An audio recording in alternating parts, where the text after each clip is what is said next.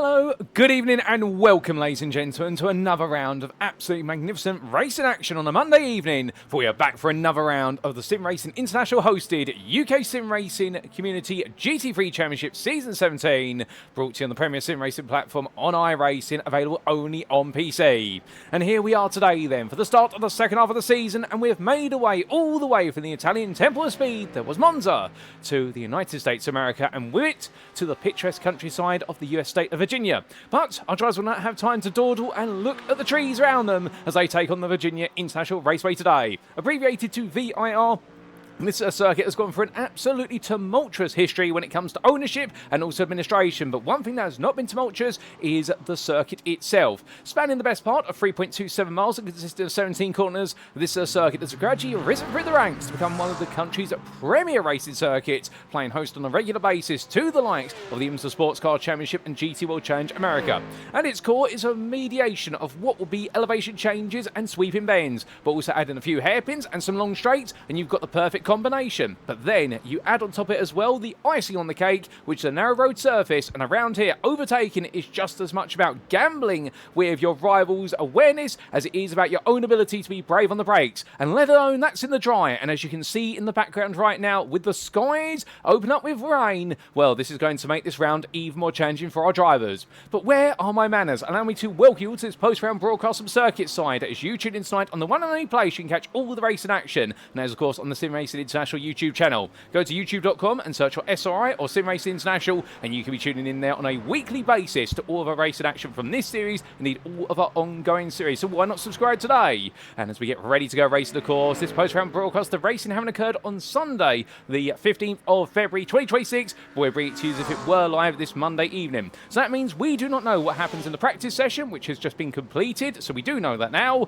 but we don't know what's going on right now in the qualifying session in the background, nor do we know what's happening in the race itself, and we're going to go on a journey to find out as we bring it all to you as if it was the raw live viewing experience for you guys and girls tuning in at home. In the commentary, if you have myself, my name is Paul Walsh, and I will bring you all your race action as it unfolds tonight, and indeed over the entirety of the season. And what a season it's been so far, so let's not waste any time. Let's give you a recap of what's happened after our opening 5 rounds. So taking a look back in time into our calendar firstly. Last time out on the 8th of February, we were in Italy for the Monza Combined Circuit. A very conventional circuit in terms where you'd normally go GT3 racing, for an unconventional layout throwing back to the layouts of old. But what we got to see in Monza with a combination of its oval and its Grand Prix circuit was plenty of drama at the front and in the middle of the field. At the very front, things looked relatively casual in the elite class, and in the end, well, we were expecting it to be a 1-2 for BetaFrost, but suddenly it all went wrong. Going onto the oval banking on the final lap, Henrik Riestrand and William Arneson made contact with each other and almost took both of each other out of the race. But what it did do is open up the door for Andrea Miatto to be able to secure his second win of the season, and that's a huge shake-up in the championship standings. As for in the pro class, well, in fact, I've been very rude about the pro class because I didn't mention the fact that it wasn't an elite driver who won overall last time out. No, it was a pro who won overall for the first time in 3 years in the UKSimRacing GT3 Championship, and we owe that now to none other than Maxim Philippar, who in the end proved that he didn't just come here to Monza to try and take a pro win. No, he wanted more than that, and he got it, taking the overall win in the end, and what a monstrous drive from him. And meanwhile, in the interclass, well, in the absence of Robin Pownier, Andrea Miatto only needed to make sure he finished well, but he went one step further and took the Inter win, albeit perhaps you could say at what was the discretion or a bit of difficulty for his teammate, where it all went wrong for none other than Craig Hewlett early on in the race when he seemed set to be taking the Inter win. But still, the win went the way of Andrea Miatto, and that's definitely also added some implications to the Interclass Championship. But now we are here today. It is time for VIR in round number 6, the second of our 3 mixed condition race rounds, which does mean that we are guaranteed to see rain at some point, if not throughout the entirety of the day, and you can see that by the fact we do have the red question mark symbol on the right hand side of the calendar. And the next time we'll see one of these will be in round number 8, our final one of them at the Nürburgring Grosse Preisstrecke in Germany. But between then and now, we do of course have our visit to Australia in a week's time, and that'll be at the Bathurst circuit. But that's a week from now. Let's stay in the present and continue that recap, because as we make our way then back to looking at our standings, well, how exactly do they stand after 5 rounds of racing? Beginning with the Elite Drivers' Championship.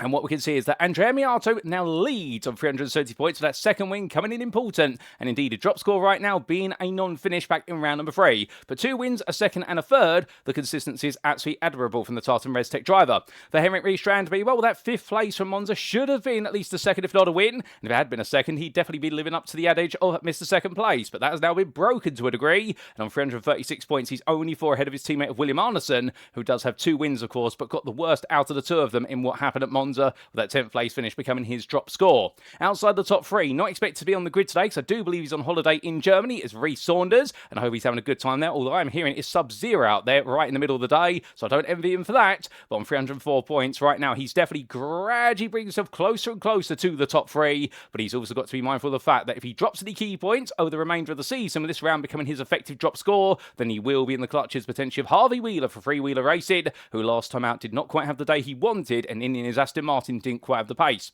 Pietro Antonio Pescarelli for Tartan Res Tech, well, the other members of the team. Indeed, the team did very well, putting 3 of their drives inside the first 2 rows. The only problem was that whilst Andrea Miatto was able to go on to win in the class, the other 2 meanwhile seemed to struggle as the race went on. However, fortune favoured them, and they also made sure never to give up, and that's why we did see Pasquarello in the end bring home his first podium of the season. Max Wheeler sits in 7th on 216 points, only 8 behind Pasquarello, and the British driver right now, 9. That investment to go to the BMW was well worth it, instead of going with his favourable Audi, and well, that second place there, his best result of the season. He jokingly did mention to me after the race that as a result now, he's probably picked up his best result of the season with the BMW switch, and from this point onwards, it may not be a return to the podium ever again. But to be fair to Max, I'm sure we'll see him do well either way, even if he doesn't finish on the podium for the remainder of the season. Richard Simnor. Last time out, it didn't quite go right once again. It all went wrong at Parabolica Curve late on in the race when he seemed set for a podium, or at least the top 5, and he went backwards instead. And with the DCW Racing driver, he lost his drive, but now he's trying to get it back today. And indeed, that 11th place, really a reflection right now that it's not going too well for the defending champion from season 16. Jakub Stovko sits in 9th place, also a bit of a miserable day at Monza at 210 points, 2 behind, and the first part there of 18 points ahead of Casper Brotner, where 14th place finish as well. The Ford Mustang driver not having a happy day. Indeed, it seems to be a recurring theme at Monza, a circuit that should have gone well for the Ford Mustang drivers, but those in a Ford Mustang seem to struggle quite significantly. But from the Danish driver in 10th, we then come to the Scot of Hayden Miller, and was 6th place last time out, starting to gradually rebuild his campaign. After the win, of course, in the first round he finished, but he's yet to make his way back into the podium once again, let alone the top 5. Salvatore Ferrandino, meanwhile, rounds off the top 12 there, and well, his best result of the season almost last time out. After a great qualified performance, can we expect things to move forward for him on 168 points? That's your top 12 of the elite. What about the pros? We come to the pro class, and well, there's one name that continues to stand at the very top. It is Kyle Roy. 3 wins and a third. Not quite able to make it a 4th win last time out, but to be fair, in his Corvette Z06 GT3R, it didn't have the straight line speed, and he really was at the mercy of being able to pick up the toe of others, and then he was able to benefit quite well, but Nathan Anstis has gradually brought that gap down, at least between those 2 drivers, but the overall gap has increased as of the previous round, as Anstis has now found his way into 2nd place. And back-to-back second place finishes. He's yet to take a win. However, his consistency is looking very good in his Porsche 911. And right now, understandably, the UK SimRacing Manish driver will be hoping that today could be the day where he finally lands his first win of the season. Sean Connor, do not count out the Connor Bros Racing driver in his McLaren 720S Evo. As a 5th place last time out. Not quite the podium he was hunting for, but he has proven to be a very consistent fish inside the top 5 every round he's raced this season so far. He's on 300 points, 8 ahead of Matthew Croft. And the Axis Sim Sport driver there right now hoping perhaps another podium is going to come his way. He's yet to be able to recreate the form from round number 2 of the championship, but he's coming close to that podium each and every day. And then from his 292 points, we do have Ross Young there, sat in 5th on 292 behind, and it's a sizable gap of what is 42 points to 6th place man Darren Sharples, who right now is finding his form a little bit muddling, albeit is able to steer clear of the muddling of the form of the drivers behind him. Steve Hobbs is behind the old dudes in cars driver there for Sim Coach on 222. He is only 8 ahead of Maxim Philippar, whose win last time out has catapulted him from outside the top 10 into 8th from the Gassed Up Motorsport drive. I'll be hoping he could go even further today. Should he make it another win, that would immediately move him into 6th as a minimum. Rob Windsor is just behind on 184, and then it's Hendrik Zilke who rounds off that top 10. The Swiss driver being followed up by Ashley Brooks, who is non-finished last time out, relegated to 11th place. And then we do have behind the Axis Sim Sport driver there, Bruno Tiago Carneiro Botica, with the Portuguese driver there on 108 points and completing the Pro Top 12. Then for the Inter-Drivers' Championship, here we can see there is one name that leads the way. However, there's always a caveat with this. Andrea Miatto leads, but his second win, of course, coming with the absence of Robin Paunier, who we expect back today. So Paunier has locked in a drop score at Monza, and therefore you can imagine if he's able to find his way back to the very top step today, then that gap will suddenly be decreased quite significantly. But of course, we shouldn't upset or be rude about Andrea Miatto's ability to deliver brilliant race wins, regardless of who's on the grid. And indeed, last time it was going to be a second as a minimum, but he made sure he took the win in the end by keeping things nice, smooth, and stable in his McLaren. So Paunier's Mercedes right now has got to growl its way back up the order. But speaking of also screaming its way into third place, here's Martin Kenyon there, the English driver for Dexterous Motorsports, who right now 11th place last time out after going so well in the early stage of the race. A mid-race incident sent him a long way back, but we look forward to seeing what his Audi-powered Lamborghini is going to be able to do today. On 292 points there, he is ahead of Grant Miller, who is closing the gap gradually, now only 16 points adrift. And the man who has yet to finish on the podium, but he is making a recurrence of top 5 finishes right now. When will be the day we finally see the Phoenix racing McLaren on the podium? Could today be it? Craig Hewlett, with that non-finish, of course, after his big moment at Parabolica Curve last time out, means that he's fallen to 5th, and he'll be absolutely fuming at that, because in theory, he does have the pace to win the races. We saw that in the season opener, but he needs to find that pace once again. And well, if previous form is any indication for the Axis Sim Sport driver, it would be that the wet weather today is going to cause him some heartache, potentially, given the fact that wet weather has called him out previously. However, let's wait and see. You should never judge a book before you read into it. But meanwhile, as we do see Nick Parks there sat in 6th place on 234 points, he's only 4 behind. And he's another driver as well. We should never judge a book by its cover. That's the saying I was trying to go for earlier, in the fact that he's continued to move forward, albeit a bit unfortunate not to finish inside the top 5 in Italy. Alexander Wingmar in 7th place there, the BetaFrost driver. It is Porsche. He's shown moments of brilliance, albeit he has a bit of bad luck. And well, hopefully that bad luck has gone away, because otherwise 2 points behind him is Tom Wheeler. And with three-wheeler racing by Phoenix driver then has Shane Cotton and Daniel Pays for close company behind, round off the top 10. We should give a mention to the fact that Shane Cotton is not going to be on the grid today due to personal circumstances. All's well with him, as I understand it, ladies and gentlemen. He's just not able to make this race for Phoenix Racing. Now in 11th, we do have David Young, the South African driver that non-finished last time out. Definitely hurted his championship aspirations, but he's still ahead of Andrew Fellows, who rounds off your Inter 12 drivers, at least the top 12.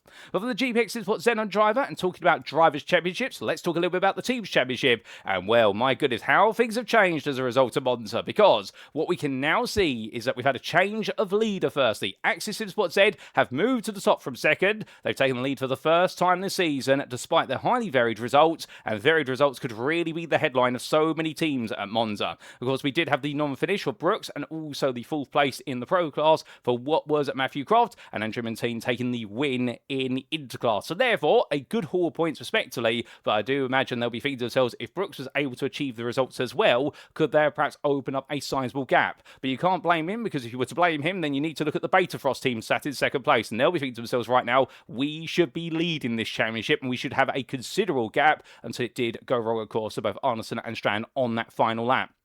In 3rd, meanwhile, a sizable gap has broken open between the top 2 and the rest of the top 10. But what we can see here is the fact that from 3rd all the way down to 10th place, if my mathematics is correct, it's 108 points. Right now, at the midway points this season, it is incredibly close. And it is still going to be Miracle Group M Esports, who are moving forward. They've moved from 4th to 3rd, but they know that that could be temporary, because only 10 points behind them is Dexterous Motorsport, who've dropped from 3rd to 4th. But we could also see Phoenix Racing there. They're on the charge, have moved from 7th to 5th on 580 points. And then it's only a total 4 points to Sim Coach behind them. And with Paunier expected to be back today, well, they'll be definitely putting the points together. Three-wheeler racing by Phoenix sit in at 7th. They've fallen down the order slightly, and in fact, they've moved up it again, because they've moved from 9th to 7th coming into this round. And well, the brilliant runner form of Max Wheeler, switching from the Audi to the BMW, they were able to yield the results quite instantaneously. And also Harvey Wheeler and Tom Wheeler guaranteed some good points as well. Altitude 3M Esports, they sit in 8th. They're still in 8th, albeit they are only behind Three-wheeler racing by Phoenix based on result count back at this point. And then we do have Tartan Redstech sat in 9th, and right now they've moved back into 9th from 10th place. They've still got a lot of work to do, but they'll be feeling happy at the fact they are starting to move forward. And then we do have UKSimRacing Manish. They've dropped all the way from 6th to 10th, and that's despite the fact that Nathan Anscus scored big, but unfortunately for Rob Windsor, it was not a day to score any points in Italy, and therefore they're at risk of falling outside the top 10, because in 11th, not on the camera right now, or not on screen we should say, is Old Dudes in Cars Amnesia, and well, they are 30 points off the top 10, and they are breaking away from the rest of the teams outside the top 10. So they really are right now the team in 11th that want a home inside the top 10, but can they jump in and remove somebody else today? Well, we'll wait to see. But that's a recap of the standings then coming into this round. Let's talk about our host circuit. And well, as we can see, it is none other than the Virginia International Raceway's full course, located near the unincorporated community of Alton in Halifax County of the US state of Virginia. This circuit, 3.27 miles in length or 5.26 kilometers, depending on your preference of units, but what does not change is the 17 corners that are within this layout. And a huge thank you to iRacing.com, not just their brilliant simulator, but the absolutely fantastic track maps that are contained within it. And what we can see here in our two-dimensional image is just how complex this circuit is. It opens up with a good sequence of low to medium speed apexes, a horseshoe through to NASCAR bend, and then left hook. But as soon as you come out of left hook and go into the right-handers at turns 5 and 5A, you suddenly find yourself going flat out through the snake of turn 6, at least in the dry conditions, and then up through the S's sequence of turns 7, 8, and 9, where the elevation rises, and into South Bend, our drivers will chop the cars before going downhill into Oak Tree Hairpin at turns 11 and 12. And then the circuit flattens out for a brief moment before they power their way down the back straight and make the way all the way up towards what will be the roller coaster bend, or the Virginian equivalent of the Laguna Seca corkscrew in California. But as they cover through the left into right at turns 13, 14, and 15, they'll find their very way quickly downhill, and they'll continue downhill all the way into Hogpen Bend at turns 16 through to 17, where they're in the dry. It's a very hard corner combination to get right, but in the wet, as we saw in the Thursday GT3 Championship earlier on, as of last week, well, it's a very tricky combination in the wet, and it's not easy to get right, even if you dodge the standing water. But get it right, and you'll be powering your way onto that start-finish straight, a very long start-finish straight, to complete a lap and do it all over again, or to actually see that checker flag. But strategy is going to be absolutely vital here, and indeed we're going to keep an eagle eye on the conditions, because if there is a side that our drivers will be able to go to slick tyres, the pace differential is going to be absolutely huge, and anyone who can go flat out around here versus having to lift off the throttle, they may gain several places in a single lap. But with that, ladies and gentlemen, the scene is set, we're ready to go, and let's make our way back to circuit side and see how they're all getting on with only 12 minutes of qualifying left to go. And as qualifying continues right now, who's the fastest? Who's struggling out there? Well, we do look to our Elite Championship leader, Andrea Miatto, and right now he's in 11th place, or what is 7th in the Elite class. Not quite looking to be coming together the way he wants it to. But as he makes one around right now, it is still looking tenderly close. But note, we haven't got any rain coming at the moment, and how the theme of weather has gone in the build-up to today. We've had quite heavy rain before the drivers were allowed to go out to the circuit for practice. And then we did see what was relatively dry conditions, no rainfall, and the circuit was drying up, and then the rain has come back, and in this qualifying session it was raining at the start, but now the rain has stopped. But we are expecting it to be mixed conditions all the way through today, and I do believe that we are expected on the schedule to have some further rain potentially going into the race, and if so, that is only going to complicate things. But what you can definitely see is whilst there's a lot of spray on the circuit right now, there is no rain falling, and what that essentially means is that over time this circuit will dry up. So with 10 minutes to go, if we stay static with these conditions, in terms of we don't see any more rain and perhaps a bit of sun comes out, and right on cue there, we did see the sun briefly pop its eyes out going down the backstretch. Well, could we suddenly see a lot of drivers improve right at the end of the session? Now, unfortunately, one of the limitations we do have with bringing this post-round broadcast is we cannot show you what tyres our drivers are on. So we're going to have to do an estimated guess, but I would imagine that right now at least, most drivers will still be on wet treaded tyres, and at some point they'll be going to slicks, because that dry line is becoming quite prominent, and Craig Hewlett has just jumped all the way up to second overall. He is your inter-provisional pole sitter right now,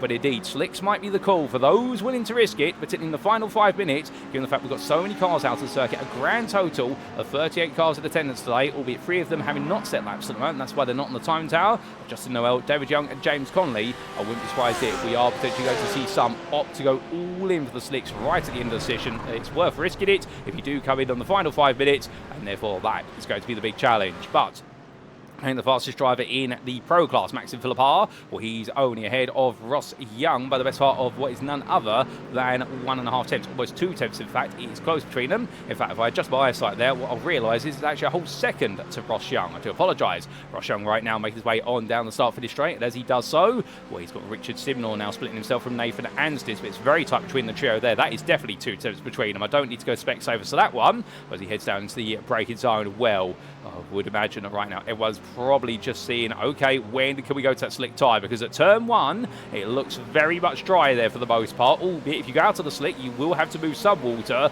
and the whole game with the slick tyre, understandably, is just to simply keep the temperature in it and avoid the puddles, because if you go into a puddle with a slick tyre, you will aquaplane. That's essentially where the car rides over the top of the water. It rides on a plane of water, aqua being the Latin for water, and that's how you get the idea of aquaplaning, essentially. So the car just slides across the water surface and it never grips up. Whereas a treaded tyre, much like the road tyres that you have on your typical car, what you'll find is they do have tread blocks, and that enables the displacement of water, and therefore that's why the wet tyre enables these cars to traverse tricky conditions. That's the difference of the two compounds. But those who go to the slick, well, of course, they will know there's a drying line out there, and it's when that line is dry enough to guarantee some grip, that's when you want to be on the slick tyre. A lot of cars coming into and out of the pit lane, so therefore it really is chop and shop season at the moment. Well, I wouldn't be surprised here if a few drivers who've not had a good qualifying session so far are going to gamble it all right at the end. Ashley Brooks jumps up to 20th place in the SimCoach Mercedes as he makes his way into the braking zone. Well, he does have SimCoach on the side, but I do believe, in fact, for racing for none other than Axis SimSport, but a mixed livery there, and I do wonder perhaps get some tuition from SimCoach perhaps. Comes on down in towards that break. It's over turns 2 and 3, coming into NASCAR Bend. And if you're curious as to why it's called NASCAR Bend, well, in the 1990s, a number of big exhibition races were put on here at the Virginia International Raceway, featuring then at the time the current NASCAR machinery, and a lot of famous faces raced as part of those exhibition races. And in turn number 3, it did not have a name on NASCAR Bend when this all happened, but what happened while the races was several big names in NASCAR all went off circuit, were involved in incidents in turn number 3, and then it was decided to rename the corner as NASCAR Bend as a bit of a jovial play on the fact that turn number 3 seemed to catch out anybody who raced in NASCAR, and that's how it's got its name, if you're curious about that one. Another bit of fact with regards to this circuit, of course, Oak Tree Bend, turns 11 to 12. Sadly, the oak tree has been cut down in recent years. I believe it was cut down in 2024, but it was the scene of an absolutely huge oak tree that did have to be cut down in the end due to health concerns for the tree essentially rot at the roots. Well, that's how it got its name.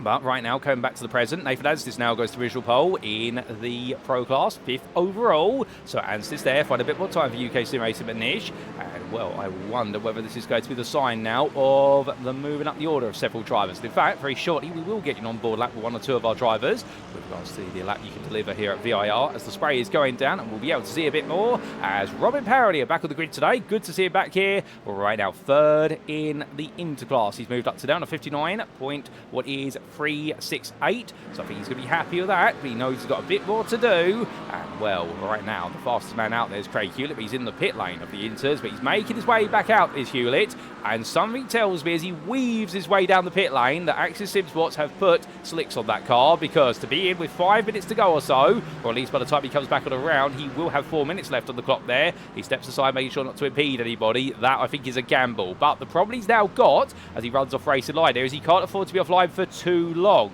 because of course those tyres come out of blankets. They will be warm initially, not fully up to temperature, but they will be about 50% of the way there. But every moment he's not driving now at as close as possible to full pace, he is losing a degree centigrade of temperature, and he needs to get that temperature up as much as possible, because otherwise, if he hits even the smallest of patch of water, not a puddle necessarily, but just some spray on the circuit, he does that, and then suddenly all the tyre temperature will dissipate and he will lose grip, and you may find he ends up in the grass there. And when you go to the grass at VIR, as we do see there, Nick Park's giving you a demonstration, I believe, well, the problem with the grass around here, particularly at most parts of the lap, is the fact it actually slopes away from the circuit. And as a result of that, you take not just a short trip to the grass, but you end up taking the rallycross line, and some would say you end up in the American equivalent of Narnia. And that's particularly true here at South Bend, when he's towards turn number 10 right now for Craig Hewlett. Go wide here, and you actually go downhill, and you have a huge risk of actually end up on the back straight. It's a huge patch of grass. However, the fact that you roll downhill for so long, there's also a few bumps in the middle of the grass patch, which do not help the front splitter of the car nor the suspension. It can cause you a lot of problems. But Hayden Miller, well, he jumps up to pole position on a 56.24. Maxim Philippard jumps up to 2nd. Pietro Antonio Pasquarello jumps up to 3rd before parking up there and towing back to the pit lane. So everyone's improving, and, well, it's time to improve our understanding of what a lap looks like here, because we jump aboard with Robin Powdy as he takes us around for a flying lap of VIR's full course. So down to the brains over turn number 1, braking at the 150-meter wall, down to second gear, and now just gently feeding the throttle in as he makes his way all the way through the horseshoe. Keeping out nice and wide there due to the standing water on the inside, but now bringing it over to the right to open up turn number 2, avoiding the apex curve, snapping at the car there as he makes way down into turn number 3 at NASCAR bend, and right now pounding, absolutely fighting with the car as he makes his way into left hook. Go through that left and in towards the right. You can say it's the right cross here, although that's not an official name. Oh, goodness me, that's not good for Powdia as he just tries to get the power down. It refuses, and then a car on the outside who had nowhere else to go, but Powdia's going to carry on as he powers his way now through the snake, and he can unleash 6.3 litres of V8 German machinery as he heads up the hill. But here, whereas it would be flat out in dry conditions, he's going to have to lift off the throttle there. Be careful those apex curves because they are so slippery. But now's it through the pass, and now into a south bend, understeers wide, onto the grass he goes, and Powdia just carried a bit too much speed, and that is going to validate the lap. But he's still going to carry on here, so we're going to continue to ride on board as he comes down through Oak Tree Bend. But understanding right now, with the circuit drying as it is, as we see a car spun around there, could quite discern who that was who got on around. Well, I can tell you one thing, that's definitely not the way you want to do it out of Oak Tree Bend. And as he powers his way down the back straight right now, well, for Powdia, it has been a lap where he's still trying to suss out the conditions, but he makes his way towards what will be the roller coaster bend. You can see the rise and fall on the straight here, but you can see how dry the circuit is now getting. Going into the braking zone here, puts the car in the middle of the road to avoid the standing water on the right, and that sets up his line very nicely as he now tiptoes his way downhill, but fighting with power, oversteer every step of the way. Standing water down the inside, oh my good lord, as he now makes his way down in towards Hogpen. 16 into 17, the corner that catch out so many, but he rolls on down. They're having to go through pools of water essentially to complete the corner. There's no way of dodging it. You just have to commit and keep your foot off the throttle until the line Powdia goes. Of course, this will be an invalidated lap, but it's been a great lap to give us an idea of how tricky it is out there right now.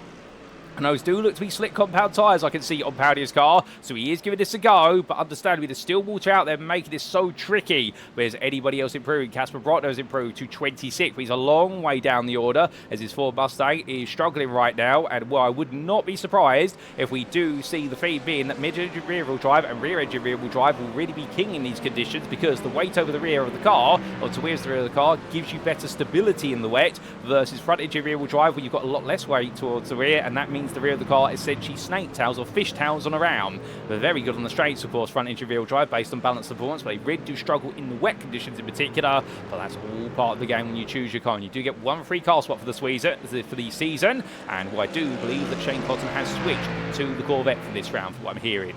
Meanwhile, we look to William Arneson as he makes his way around. And as he does so, well, he's got one more lap to go as the BetaFrost driver, wanting that championship lead back by the end of today. But is he going to be able to steal it on back? The answer, well, we've got the best part of what will be about 70 minutes to find out. And as Arneson makes his way down to that braking zone, improving laps. So Sean Cotter moving now up to 15th. That's going to be 4th in Pro in his McLaren. A very good car in the wet and with direction change in general. The 155 driver right now hoping that more is to be done. Darren Sharples, he's moved up to 9th in Pro, 23rd overall. So lap time improvements are coming.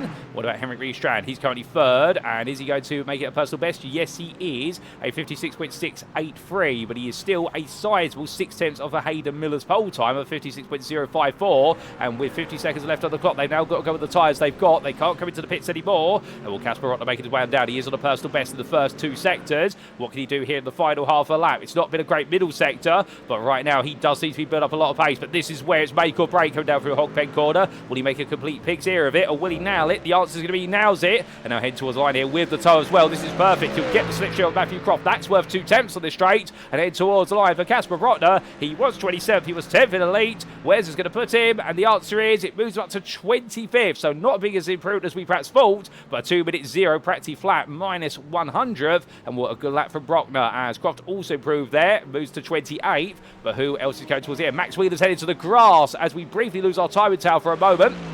And it comes on back, but as it does so, Ross Young making his way along at the moment. He's currently in 11th here. He's still got more to go. What about Craig Hewlett? He's currently the fastest of your interdrives, 6th overall, and he improves to 3rd. Craig Hewlett jumps up to the top 3 on a 56.587 his Porsche 992. Wheels of DC Boy improves. Carl Roy moves up to 3rd. Good lap from him, the Miracle Group M esports driver. And then we do have Salvatore Ferrandino. He moves up to 10th place, so improves a little bit to 5th in class. What about Steve Hobbs? He comes across the line, does not improve. Meanwhile for Sim Coach, who else else out there. William Arneson's on a big lap in the middle sector. He's got the fastest of everybody. Now, what can Arneson do here? He's going to set a 56.932, but it's not enough to move more than to the front of the third row. Just a Pasquarello. And, well, William Arneson in the end not quite able to get the job done. Harvey Wheeler heads towards line. Neville Harris just off camera there, improving to a 2-minute 0.908. That puts him into 29th. Harvey Wheeler jumps up into the top 10 there. Good lap from him with the Aston Martin of 57.628. Is anybody else on an improving lap? Well, I think Matthew Croft might be the last driver to get a lap in here today. Sean Connors had a dismal lap as he's in 17th at the moment. And well, he's crossed that line. He's not been able to improve. So Matthew Croft will be the last driver here. If he is going to improve, we will see it. And Grant Miller, in fact, just a bit further up the road. But I think Miller might be on a cool-down lap here. He's on an out lap, so therefore he's just using this to gauge the conditions one more time. He's going to be 8th in the interclass at best then. I don't think there are any other inter drivers out there. Keep in mind as well, we do have 3 drivers who've not set laps, Justin Noel, David Young and James Connolly, but otherwise everyone else has set a lap, and Matthew Croft right now make his way on down.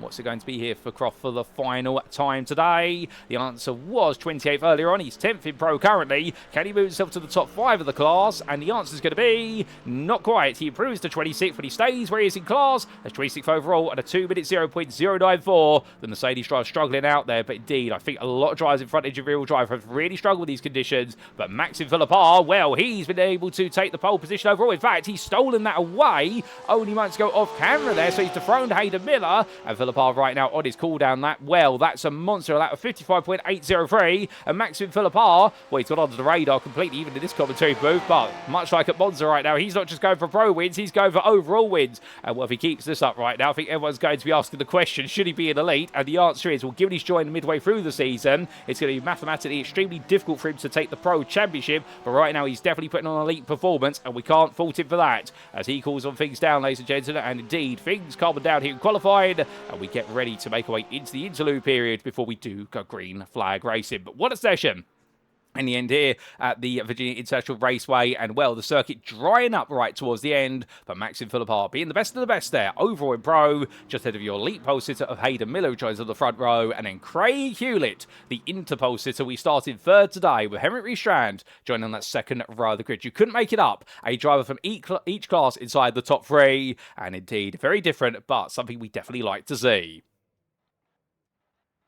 And so, well, that session is complete, and as we can see there, right now, still some water on the circuit. We have had a little bit of rain come back between qualifying and going into this warm-up preparation period. So we have had the best part of half an hour play out, and what does that mean for our drivers? Well, understanding what it means right now is they've all got to be thinking one thing alone, which is get out there and gauge the conditions a little bit more. And as we do see Pietro Pasquarello going on around, well, big sideways moment there, trying to go around literally through Horseshoe Bend, but then he gets it together, the Tartan Res Tech driver. It's going to be so easy for drivers to get it wrong. Now, notice how the big dry line that's formed. This is where things will definitely get very interesting. That's why so many drivers are going out here in this warm-up session right now. They want to know how wet it is. I wouldn't be surprised if everybody's going out there on the dry tyre to see how dry it is, not just on racing line, but also slightly offline. Because keep in mind at the start of the race, when you're going too wide in the formation lap, and indeed, oh, that's a big side loose there for Ross Young, coming down into left hook bend, and so much so that the cameras have censored it, and we're not seeing him. Grant Miller goes on around there as well, and Miller gets himself turned around there on the grass, but the car really struggling to get grip and traction. He has to wait for everyone to get on through, as Richard Simnall there tipping-toeing around. So it does look as though perhaps some of the rain we've had between qualifying and this warm-up session has not helped the dry tyre, but if they can get the heat into it, Sonny, I think they will feel confident. Another thing you can always look for, of course, is the amount of spray off the back of the cars, whereby there is a decreased amount of spray, and once it gets to about a third of what you'd see in maximum wet conditions, that's when you start to think about going to that slick tyre, although a third is very relative here based on discerning it with the Mark 1 eyeball. And as your DCW racing driver makes way around, he'll know that just as much as anybody, that all you have to do right now is get out there and get a feel for those conditions. We do see your machine there, Henrik Riestrand, go very deep. All these drivers carry the weight all around right now. I think for everybody, it is 3 minutes they've got to make the most of here. Some drivers will be in the pit lane. They will instead just be keeping an eye on what's going on here. They won't want to take the risk of going out themselves. As we We do see Martin Kenyon making his way on through. The DXT Motorsports driver there with a Hard Rock Cafe t-shirt on his profile picture. And, well, definitely, I have to ask him, I wonder if his taste in music is rock and heavy metal. I would be surprised, and to be fair, I'll raise the horns in the salute to him. But right now, we're not saluting the fact he's gone to the grass. And, well, can he style it out there? Can he get it turned back around? Yes, he can. He can avoid the barrier. Thank goodness for that. But definitely a big side there for Martin Kenyon for DXT Motorsports. And, well, it just goes to show you through those S's how picky it's going to be. And, well, as we were saying earlier before trying to start to get it wrong, on the formation lap, you are too wide when you go green flag racing, so somebody has got to be off the dry line, or both drivers will have to share the dry line and share a wet patch. That is the big problem, because you want to try to get as much tyre temperature as possible, and the formation lap is a full formation lap starting from the pit lane. And, well, that's a big slide loose there from none other than Craig Hewlett. Once again, I try to get it wrong going into left hook, and Craig Hewlett there really coming on through. And, well, some days they do say that the proverbial saying, I think, of the younger generation these days is sliding into DMs or sliding into direct messages, particularly on Discord, which is where we organise all this. And Craig Hewlett, they're sliding into the background of the camera or sliding into our broadcast. I think it makes me smile a little bit there, but I shouldn't be smiling at the expense of the Axis SimSport driver, as indeed this is going to be such a challenging day for so many, as Petro Ascarelli there getting very wrong coming out of South Bend. I think he would have been fine if it were not for the fact that in front of him it was going quite slowly for Nathan Anstis, as this was struggling on the exit of South Bend, and that's another thing as well. In these conditions, you really do have to race to the awareness of the driver in front. That's not to say Anstis was not aware of the fact the Tata Racetech driver was behind him, but the fact that Anstis was struggling to keep it on the road himself there, and Pasquarello being caught out by that, that's the awareness factor. And indeed, it's so dangerous there when you run so close to another car. If the car in front gets it wrong and suddenly you have to adjust your line mid-corner when you've got limited traction by default, well, it can end up with one of you going to the grass, if not both of you. Some lap times being represented there on the left-hand side of your screen. You can see the variability, but the one driver right now who's definitely seeming to understand the conditions better than most is Andrea Miatto. But all this information going on in, and understandably, well, I suspect that when we do go to the grid, it is going to be a major mixture of those on wet and those on dries. And sadly, we can't give you that data, as we mentioned earlier, but we will try to surmise who may be on what compound, and we'll definitely see it. Should the circuit stay dry, or should it go to rain suddenly, you'll very quickly notice those who perhaps have to come into the pit versus those who are going to stay out there because they've got the right tyre on. And keep in mind, if you start the race on a wet tyre and it becomes dry, you can run the race on a wet tyre up to the point where you are shredding down the wet tyre's tread blocks. You essentially will be converting that wet tyre into a slick, and the tyre will overheat very quickly. But the way you cool it down is by driving on the wet patches or driving off the dry line, and that's something we need to watch out for as well. There might be some wet runners who decide that they need to cool that tyre down quite quickly. But for all that and more, ladies and gentlemen, well, it is time to find out who is destined to take victory in Virginia and who is going to wallow in the swimming pool that is the standing water. For round number 6 of the championship, it's time to head to the grid.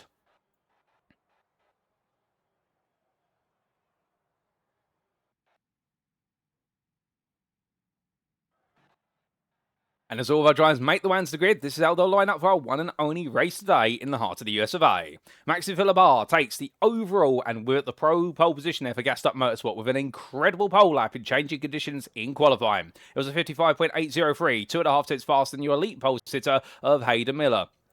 The Phoenix Racing driver there starting in second, and behind the Scotsman on the second row of the grid, it is going to be your third class pole sitter, because it will be Craig Hewlett from the Inters, who will be starting in third for Axis SimSport Y. He'll be joined on the second row of the grid by Henrik Riestrand, the second place elite driver there for BetaFrost, knowing that he's had a good qualifying performance, and he'll be very pleased with that. And then we will see William Arneson starting in fifth place, just behind for BetaFrost, and the two teammates staying 9. It's a requirement of redemption here today. They need to absolutely get this spot on. Behind the two Norwegian drivers, it will then be Pietro Antonio Pasquarello, starting 6th for Tartan Racetech. The Italian driver there once again doing well in qualifying, ahead of Harvey Wheeler for Freewheeler Racing by Phoenix. Then we do have, starting alongside Wheeler in row number 4, it's Nathan Anstis, who is going to be your second of your pro drivers there for UKSimRacing International. Really enjoying these challenging conditions in his Porsche 992.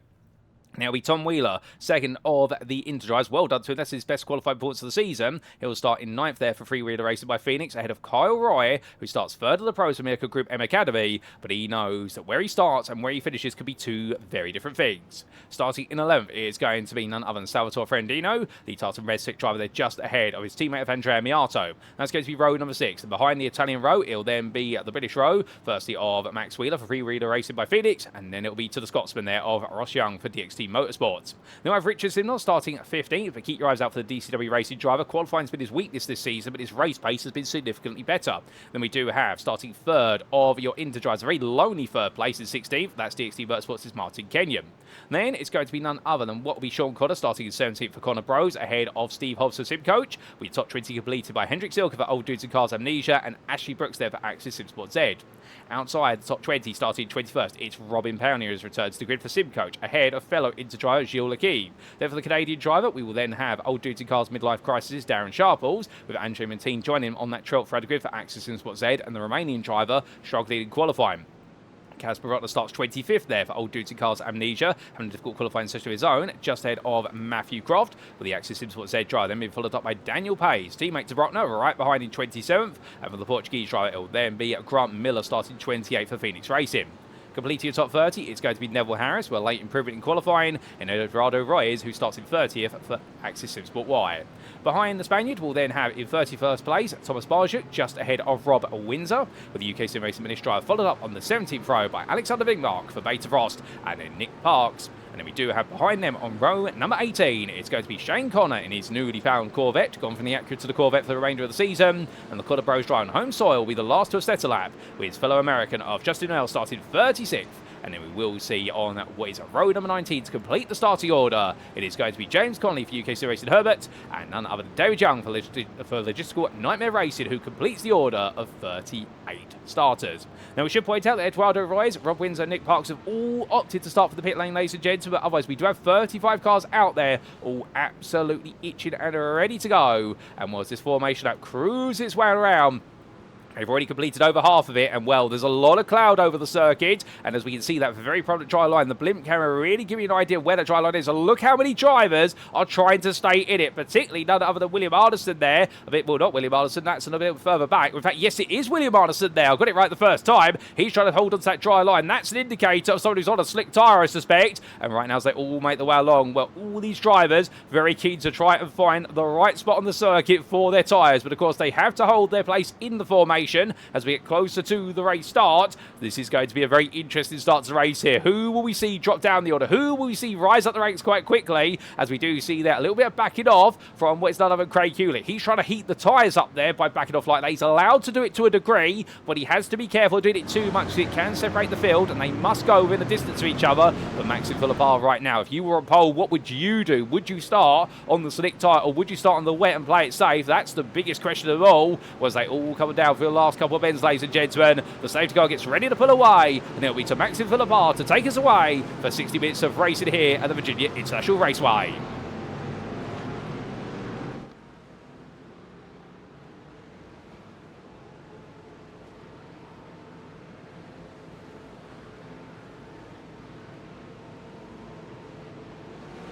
And it's lights out and away we go for our 6th race of the season as Max Philippar leads them away down towards turn number 1. But as they all come into that braking zone, well, what we can see is immediately everyone trying to stay in the centre of the road. Nobody wants to be offline. But as they all head onto the brakes here, everyone's saving them through so far. Car going a bit deep there. That's why the Tartan Red cars. I think that was Miatto. But we have a braking mode there. That is going to be a big sideways move for Thomas Barjuk, but he keeps it on the road just about. Well done to him. And they all head up towards NASCAR Bend. So all the drivers safely through the opening corner. That's a relief. And as they come in towards NASCAR right now, Salvatore Ferrandino, he finds himself side by side here with Richard Simnor. Simnor's had a monster start, up 4 places already. And I get the feeling that Simnor might be on the wet tyre right now. He's decided not to gamble. And as they come through what is the right-hander, where it is going to be a bit of a left cross and the right jab there for a few drives, a bit of contact, but everyone's safely on through. And now up towards what with the Snake and the SEC, because this is where things are going to get very hairy for the first time. Because warming up tyres here on what is the fastest part of the circuit and a very tricky part of the circuit as well. You're going to have to go single file here unless anybody wants to brave it straight away. But I doubt it right now as they get ready for South Bend, and everyone there just staying in a line and playing it smart, safe and sensible. And I suspect as they get a bit more confidence in the car, that's when we'll start to see the risk taking. As here comes Max Wheeler trying to go around the outside of Andrea Miatto. And the three-wheeler racing by Phoenix driver right now, definitely looking clocked in here as Miatto really struggled in the early stages. But coming through Andrew Martin a little bit further back, and the Axis towards Z driver, he's lost quite a bit of ground here. I wouldn't be surprised he's potentially started on the slick tyre and runs very deep. He goes out wide. That is definitely, I think, a suggestion of a slick tyre. And also we do see that's James Colley going wide. But to be fair to Colley, he's made a great start from the back of the field. He's making his way all the way up to 34th already. But looking further up the order, Andrea Miatto here battling hard as they get ready to go onto the brakes. These drivers right now absolutely pushing each other to the limit. And Miatto holding firm in the 202 as he rolls his way down the hill, but as he does so, well, Ferrandino, his teammate, acts as a bit of rear gunner to Max Wheeler as Wheeler continues to put pressure on the two Tartan Red Tech cars. But it has been a relatively subtle start, everyone keeping it nice and safe and smooth so far. Thomas Barshuk, of course, had that near miss moment of the horseshoe hairpin, but doing a great job of keeping it together as he makes his way down in towards what we hog pen for the first time, where he finds himself now surrounded by fellow Interdrivers Andrea Miatto and James Colley, but Miatto, the biggest loser in the Interclass right at the start, he dropped all the way down to 32nd place, and that's from 6th to 11th in class. And right now the number 7 driver here, I think, struggling, but just hoping this circuit starts to move in his direction. But meanwhile, back to the front, here's Hendrik Zilka battling with Martin Kenyon. As Kenyon trying to make a move there all the way through, and he will, as Zilka really struggling on his own. Looking up the inside, that's going to be Steve Hobbs, but Zilka in the end, hold it off. Mustang and Mustang battling there, and well, Zilka right now making sure that he doesn't lose a place to a pro driver, but he lets the Inter driver go. But then looking back up to William Arneson, he's over the back here of none other than, in fact, he's not over the back because he's got somebody on his back. He's lost Hayden Miller, who's got up the road, but Pietro Antonio Pasquarello is right behind him. The Henrik Strand is there with them as they're starting to pull away from the rest of the field. Now we ride aboard here with 5th place man as he makes his way in towards South Bend, and as the BetaFrost driver lives it very much on the edge, going down towards turn number 11, we'll back it off there as Pasquarello looking up the inside of Arneson. Now I would imagine that Pasquarello here is on a wet tyre, given how aggressive he's being at the moment. He's trying to make the most of the tyre whilst we still got quite a bit of water on the circuit. But as they make their way onwards, well, understandably, they will start to see what be a change. Now, looking to the dashboard there, we can see it's a blue dashboard for Henrik Strand's car. That would indicate that right now he is running with what will be the wet conditions set up on the car, but that's not always an indication of the tyre he's using. But make his way on down, where we do look to Pasquarello, who makes his way past Arneson. Classic move there, coming in towards Roller Coaster. So right now, the Tartan Red Tech driver is continuing to move forward, making good progress. As Max Wheeler battling with Ferrandino. These two, they've been together for some time, and Wheeler still trying to find a way out past. It's not being made easy for him. But in terms of moves being made elsewhere, we do have Andrea Miatto fighting with Neville Harris. Miatto now starting to get to grips with things here as Harris goes out wide. Harris keeping it just on the tarmac, and in the end, Shane Connor now trying to squeeze way around the outside there in the all-new Connor Rose Corvette, and that explains the livery that we're wondering whose car it was. But right now, the American driver there, definitely a lovely livery on the car, and the 55 driver there is sneaking his way past Harris, but brave between the two as they went too wide down for a hog pen. They show it can be done, and right now the circuit is definitely drying up quite a bit here. So Sparge over the back of this, so right now, despite what happened at the start, well, the Art Attack livery machine right now definitely on the attack as he looks around the outside.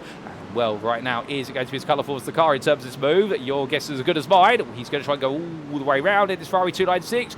Well, he goes to the switchback there, but Harris puts himself right in the middle road and says to him, no way through for you, sir. But Alexander Bimbark behind on the outside there, loses some ground to James Conley, and now to go defensive versus Young with Nick Parks and Rob Windsor. At the very back of the field, also trying to get involved. But it's great to see that all 38 cars here still very much racing and still very much alive on that lead lap. And all drivers right now really rising to the test these challenging conditions. As we do see Eduardo Ruiz, he's gained 9 places since the start. He's up to 8 from 11th in the pro class. He's doing very well as the X64 wide driver, so keep an eye out for him. He seems to be absolutely flying.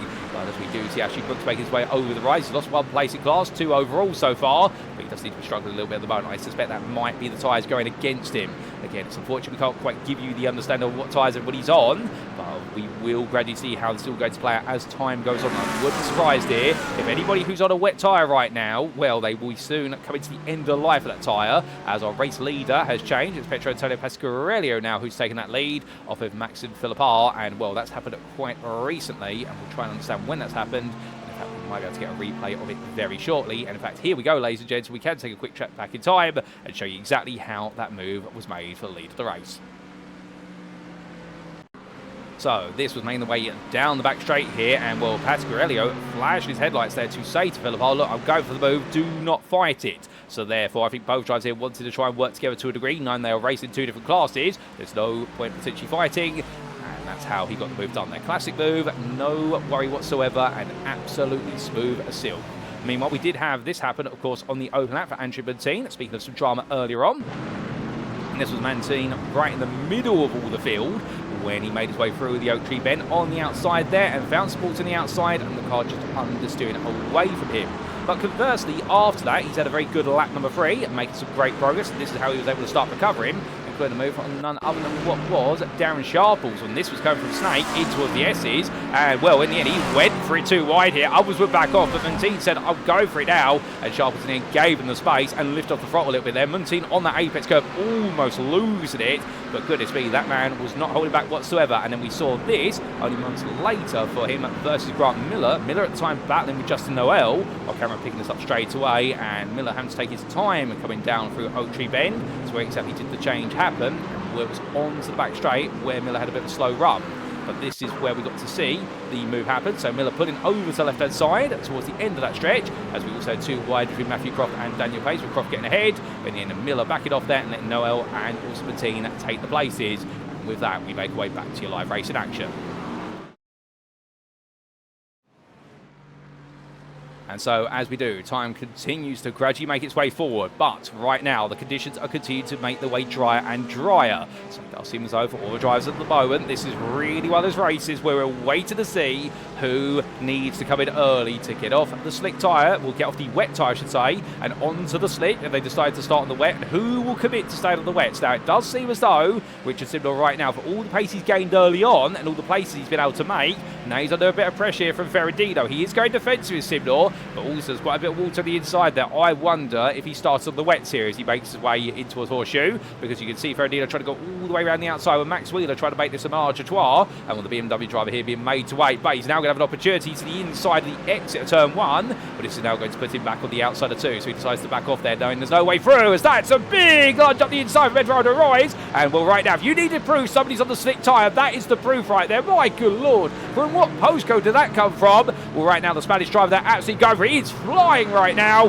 and as he looks up the inside here, carrying it into the stake, well, Roy's right now absolutely on a mission. He's into full place in the Pro Class right now. Keep your eyes on this man, because he is absolutely flying. Wheeler versus Ferrandino. Well, Wheeler's going to make his way around the outside of Ferrandino before the S sequence, and here comes Hendrik Silker as well. Well, those on the slick tyre right now, these conditions have definitely moved in the right direction for them, and suddenly, anyone who's on the wet, they're going to be praying. They're going to have the whole pit crew down in the pit lane doing the wet weather dance and hoping for it. But coming up towards what will be Oak Tree Bend, Richard Simnor right now on the brakes there and struggling his Royce up the inside, and Simnor did has to give him the space. Eduardo Royce right now, he's refusing to hold back any punches. Eduardo Royce, he's definitely got a date with destiny to try and chase down. His next target is Carl Roy, and Roy right now just keeping it nice and safe here, running in 10th place overall, third in class. When Nathan has this just in the foreground of the camera shot there, the second place man. But all these drivers right now, I think we are starting to see the shape up of the tyres, albeit we had a couple of incidents further back we might be able to get a replay of shortly. But Steve Hobbs has just cleared Sean Connor as well, so the Connor Pro's drive falls down to 7th place here, Pro, and I think he's a wet runner by the looks of things. That car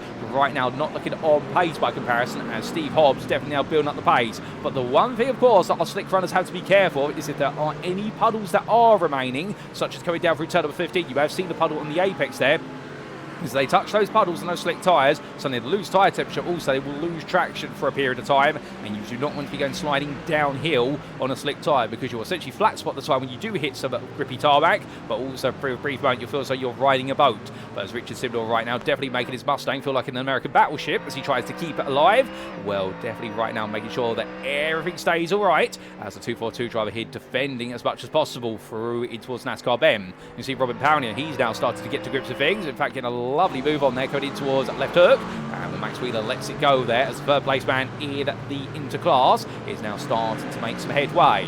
But meanwhile, looking a bit further down the order, we do look to none other than Darren Sharples, who finds himself with Grant Miller right in front, and both of these drivers we suspect are running on the wet compound at the moment, and therefore are just trying to nurse the tyre and make sure they can keep it alive as long as possible to get themselves that pit stop, because nobody wants to come in for a second pit stop today. Everyone only wants to do a one stop. Right now it does seem as though Sharples, at the very least, he's struggling as is Miller, and I wonder whether this is going to have to force their hand. Now we have got Hendrik Silker into the pit lane. It's an extended pit stop for Hendrik Silker. I suspect something has gone wrong for him. He's had to tow to the pit lane. We are going to get a replay of what happened to him shortly as we look to his teammate of Casper Brotner for Old Dudes in Cars Amnesia, and he has got Ashley Brooks approaching, the elite driver, having some pressure building on him.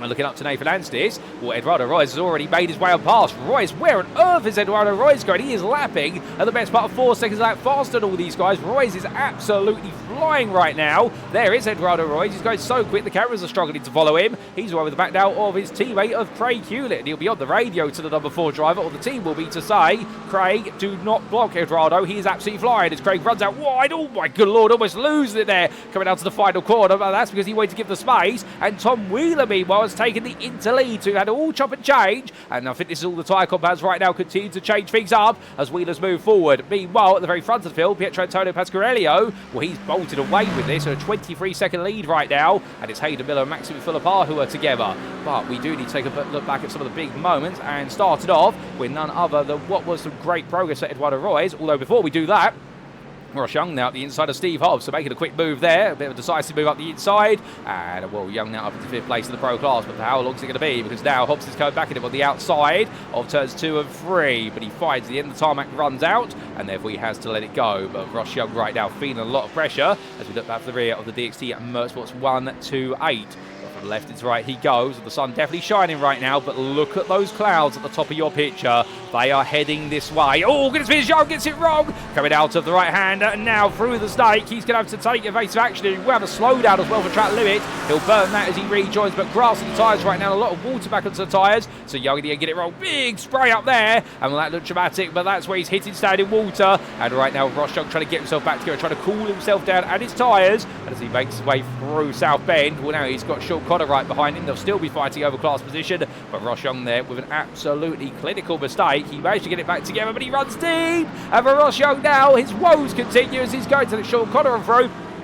And also, who else will get through? Will Martin Kenyon find a way past? Not quite yet, but Kenyon in at 5th place in the interclass right now will be very keen to get past, so that way he can go hunting after Andrew Montine, who's just up the road.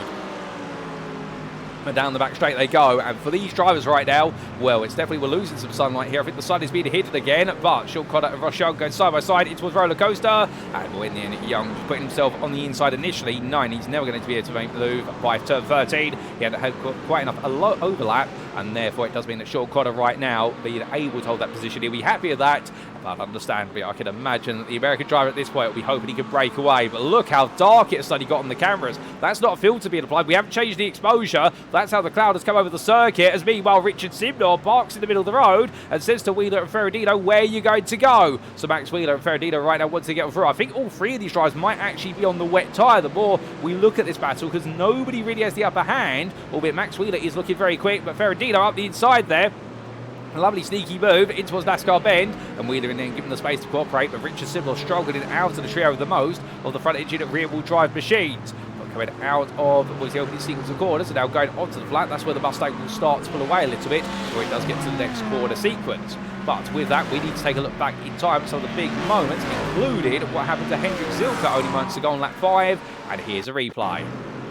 So this is where it's gone for Rolf Hendrik Zilka. So coming out of what was Oak Tree Bend, side by side here with Salvatore Ferrandino, comes across, the car snakes on him there, and then in onto the grass, drifted on through, and into the barrier, into the sky, my good lord, and well, for Zilka, that was a nightmare moment there, not what he's going to want to repeat. The car just snapping on him by looks of things. Let's get him on board if we can, and well, as he made his way on past, looked fine initially, then what? And just came across and then the car let go there. I don't think there was contact, or so very interesting contact at that, but being sent skyward, and well, unfortunately not his moment in the sun whatsoever. A nightmare for him. But meanwhile, we also had this then for Eduardo Roy's, making a lot of progress very quickly. This was Roy's first, he making his move on Kyle Roy for 3rd place in Pro. Roy just going deep there at the horseshoe hairpin, and well, losing on out. And then it was subsequently a move on Andrea Montine, not Andrea Montine, my apologies, another driver only months later, and that was none other than what was a move being made on, I believe it was going to be our driver of Nathan Anstis, and this was coming out of turn number 5 in towards 6, and as he did so, Anstis going a bit deep there, and Roy is just taking that place as quick as that. But in terms of other places being made, well, we haven't put it on camera. This happened on lap number 8 only months ago. This was Eduardo Roy's making his way down towards turn number 1, and as he did so there, all leaders battling, all going deep, and Eduardo Roy is just going from nowhere. Miller going deep, and suddenly up in a 3rd place, into the lead of the Pro Class as well. Well, my good lord, this man is absolutely flying. Maxime Philippard being made to look a pedestrian there, and Eduardo Roy's right now, if he goes any quicker than this, I think I'm not going to have any lexicon left at the end of the day. Well, back to your live pictures we go, but it definitely is a man on the slicks.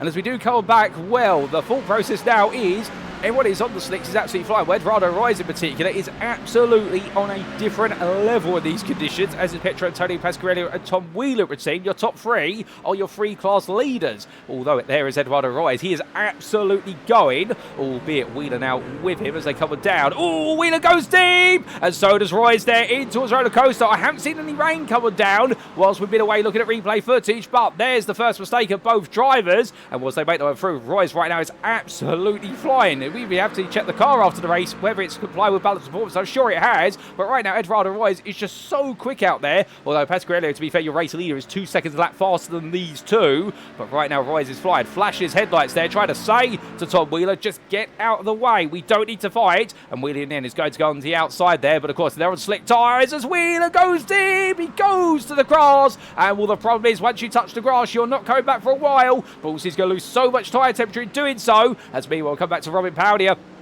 He's in second into class, another slick gambler, no doubt about it. And well, I think in terms of your pace setters, well, right now your top four are definitely all on slicks, whereas the rest of the field, I think, are on the wet tyre, because the delta in pace is at least 3 to 4 seconds. So right now, everyone who's on the wet tyre will be praying that they can hold on just for a little bit longer, and therefore they will be able to find some wet weather. Alternatively, they can then go to the slick if the wet weather's not to come. But this is the awkward map, because look at how dark it has got, and the weather radar right now says rain could come at any point, and the problem is, as Maxim Philippar there flashes headlights, I'm not quite sure what that's about, unless right now he's hit a button by mistake. Well, the problem is now, if you come in and there's the rain, as soon as I was about to say, do you stay out until the rain arrives, or do you come in, change the tyre, and then risk it raining? And well, there is a small splash of rain, it's tiny, but that could be more to come on the way, and therefore right now those are on the wets. They will be praying that this rain becomes commonplace around the circuit, and saying the slick shod runners at the very front of the field lose out, or they're forced to pit early. But of course there could be even more change after that, because if the conditions continue to evolve back and forth, if they seesaw back and forth, then suddenly what do? Do you just stay on the tyre you're on and potentially risk essentially running a compound that will be practically worn down by the end, particularly if you're a wet runner? Do you stay on the slicks but pray that you keep the pace up? And that's the question that all the drivers have to try and commit to, as Steve Hobbs right now making his way past Kyle Roy. And I wouldn't be surprised as well here, given the number of wet runners out there, some at the moment, one of the strategies could be here today, you stay on that wet tyre, but you drive so far off the pace, you look for every patch of water right now, praying that you are going to save your wet tyre for when it rains again. If it does rain enough to be able to trigger off those conditions, that would be ideal for what is a conserved wet tyre. So therefore, this is such a difficult race right now. And as Salvatore Ferrandino tucks into the back of Richard Sidwell here, these two have been together some time. Max Wheeler has fallen away from them, but he'll be hoping he can get into that fight again. And Steve Hobbs looking to go around the outside of Harvey Wheeler now. So Hobbs on a mission to move forward. I suspect he might be a slick runner as well, Hobbs, as off the road goes Craig Hewlett, your third place man in the interclass. He's got Andrea Miatto on the inside of him. Team takes the place off him. So the two teammates change places again, and well, this is going to feel familiar in some respects to Parabolica Curve at Monza last week, albeit Hewlett not in the barrier this time around, but instead just losed out to his teammate with a small mistake. But Andrea Miatto definitely picking up the pieces for the sister team of Axis in Sports Ed. Coming out to the corner right now, he's got a queue of cars in front of him. It does seem as though we're just seeing sporadic little drizzles of rain elsewhere on the circuit, not everywhere. There is a little bit, and indeed it is a very light amount at the moment. Briefly on camera, and then it's not. And well, Nathan has this meanwhile find himself headed up through the path, and all he's got to do here is he sees some more rain falling onto the car. The UKSimRacing finish is just making himself wide enough to stop anybody else from getting on through. But from the lead of the race has come Pietro Antonio Pasquarello. Up onto the jacks he goes. Eduardo Royes, meanwhile, a bit further back. Now, if I had to guess, what Tata Res Tech are doing for the race leader is they are now moving him onto the wet tyre. Because coming in this early, as rain is returning, well, they're gambling on the idea, which is that essentially now that this is going to be a wet weather race for the remainder, and therefore he's probably done enough on fuel to be able to guarantee he gets to the end, as Eduardo Royes now takes the overall lead of this race, or pro leader. Tom Wheeler carries on as well, but Pasquarello makes his way out of the pit lane, and we believe this is to the wet, albeit we will have to see. Given the amount of time he spent, in fact, actually I don't think it is.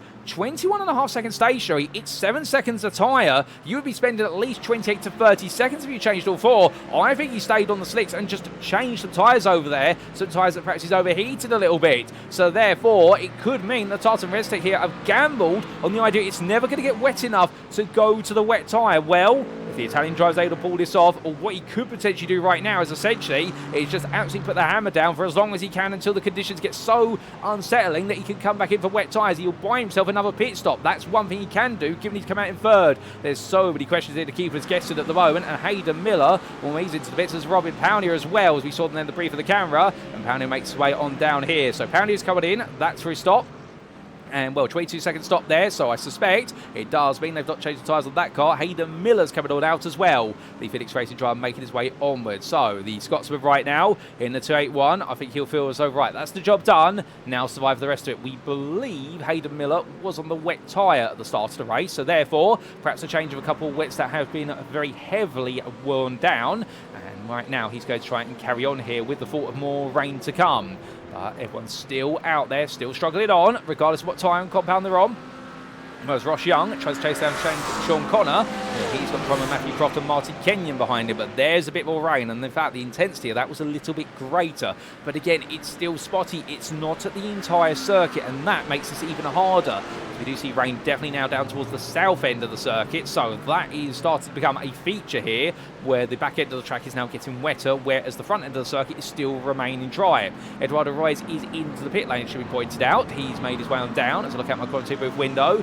Tom Wheeler now leads the race. It's the first time we've ever seen an Inter driver lead the race for at least a lap. And, well, never say never, to be fair. You could see an Inter driver win this race today, given the way it's gone. And if so, that will be one for the record books. We have never seen a driver from what has been the third class or downwards in this series ever take an overall win, and never take an overall podium either in the history of the series in 16 and a half seasons. Could Tom Wheeler be able to break history today? Well, we'll have to wait and see. But as all these tries carry on, Steve Hobson's to the pit lane, so is Andrea Miatto. They are all starting to come in. This is going to continue to shuffle the field. As out of the pit lane goes Eduardo Royce. He drops down to 11th place. Now, it was a 23-second stop there for the Exodus wide driver. That's not enough to change all tyres. So the Spaniard carries on as he makes his way on around, chasing after Hewlett and Miatto. Those two have yet to pit, of course, but this is where we're starting to see things change again. Hobbs and Montaigne, they're both leaving the pit lane. Young and Kenyon, they're into the pit lane. We're not even halfway through the race yet, but I get the feeling right now that on the pit walls, they are making the calls to the drivers to say, you need to come in now. We believe the conditions are going to be X for the remainder of the day. But what is X? Indeed, this feels as though we're going back to what is secondary school algebra at this point, and X in this equation is whether it's going to be wet or dry. And I think we are moving, based on how much cloud we've got here, the fact we are seeing rain, this could be leaning more towards a wet race for the remainder. And that's why we're seeing a few drivers make the way in quite prematurely here to get onto a fresh set of wet tyres, or at least to change out their existing wet tyres and see what they can do with it. But at the other end of the spectrum, what's happening for this man, Pietro Antonio Pasquarello? We believe he changed two tyres and went back onto the slicks once again. And the answer, as he makes his way on down here, he is struggling a little bit of pace to chase down Tom Wheeler. Now, Wheeler, we believe, is also on the slick tyres. He, in fact, comes into the pit lane. So he declares what he's going to do. Pasquarello, meanwhile, makes his way on through. What's the lap time going to be this time for the man who retakes the lead of the race overall and in the lead? And the answer is going to be, whereas Wheeler's previous lap was a 51.89, Pasquarello's was a 57.97. So that is on the boundary for the wet drivers at the moment. So we are right on the threshold here of this being a wet race or a dry race at the moment. That's the worst situation to be in for all these drivers right now. And onto the grass, that's Nathan Anstis. Anstis is off the road there. That's down here into Hog Pen Corner. It's getting slippery out there. The UKSimRacing British driver, well, he's had a near miss as a result. He has lost places. Artison's into the pit lane. So is Wheeler. More drivers coming in right now, but Nathan Anstis definitely having a big scare at that moment, and well, as he brings himself back on, we get a quick replay to explain, because that is not a surprise that some drivers got off there, but for Nathan Anstis, it will be an unwelcome surprise, that's for certain. So this was Anstis all over the back of Harvey Wheeler at the time as they came down the hill, and well, lost the rear end on traction there, coming down to 16. We saw that so many times on Thursday, and we're seeing it again here today in the Sunday series as he's just slipped loose. Thankfully, has stopped quite early on the grass, otherwise he could be right underneath the camera essentially in terms of how far you can go, and then bring himself back on and carry on straight away. So a big error, but thankfully not too costly of one. back to your live race we come, and as we do, well, there's still more to be done here. We're not even halfway through. We're going to keep saying that until we do get to the halfway point, because that just goes to show you right now how finely poised this race is in terms of knowing what's the right strategic call. Further down the order, William Arneson has been in. It's been a quick splash and dash pit stop, we believe, for the BetaFrost driver. So therefore he's decided just to simply put some fuel in the car and not do anything else with it. And the 222 driver right now hoping this is going to lean back into his favour as Hayden Miller makes his way past Robin Pownier, and Pownier there letting it go. But you can see now headlights are back on. It is getting dark out there. We have got more rain falling. So it does seem as though for our drivers this is evolving in the favour of the wet tyre, as Pownier runs a little bit deep there at South Bend, and Arneson meanwhile moving up now 17th overall, but is still the problem, which is he's got 8 places between himself and the elite win, and that elite win is so far up the road by comparison, with Pietro Antonio Pasquarello practically on a whole another lap. But as the drivers continue to push onwards, well, there is your leader for comparison as Henrik Riestrand's come into the pit lane. So he's going from 2nd place on the road. Maxime Philippard from the lead of the Pro class is right behind him. Harvey Wheeler stays out. So Wheeler yet to take a pit stop, free-wheeler racing by Phoenix, but I think he'll be feeling as though right now all the work he has done to preserve his wet tyres at the start of the race is now coming back to him. Kyle Roy the same. Wet tyre starter did not push hard in the drying conditions. Instead, he's just protected the tyre, though goes very deep at turn 1 as that's side by side between Miatto and Hewlett here. These two fighting yet to pit. We believe they're both wet runners as well, but Hewlett, your inter-leader in the foreground of the camera shot for a brief moment. We're going through NASCAR Bend right now, doing an incredible job here. And if Hewlett brings this home today for the inter-win, this is definitely going to feel as though it makes up for all the misery he's had earlier on in the season, whether it has been what was Monza, alternatively the Algarve circuit, and it will be a season that is finally now starting to come into his favour. Making the way all the way through the S's right now. What's next for them? We'll refer back to Robin Pownier still chasing after Strand. Well, the battle's right now more for overall position rather than class position, but they've got to try and keep up a pace here as well. And that's the problem, because this circuit starts to cool down.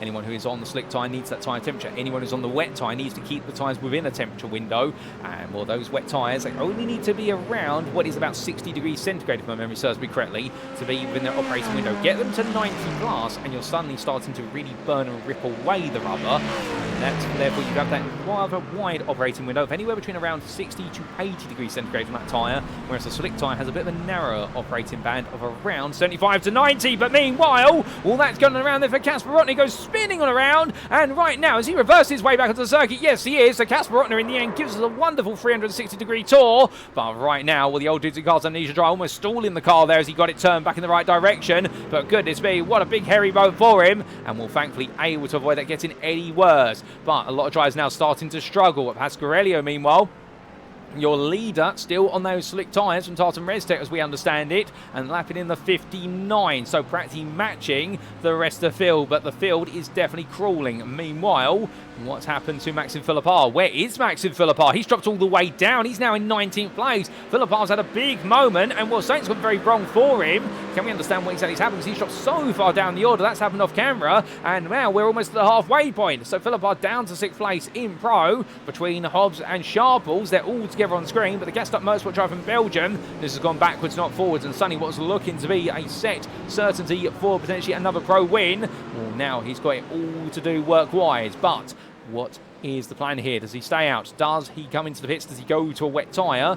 Well, only he's going to be one who can know, but he's had a very long final sector on the previous lap, and that might explain what's happened as he tucks up the inside there of Steve Hobbs, where he's pushing on all the same.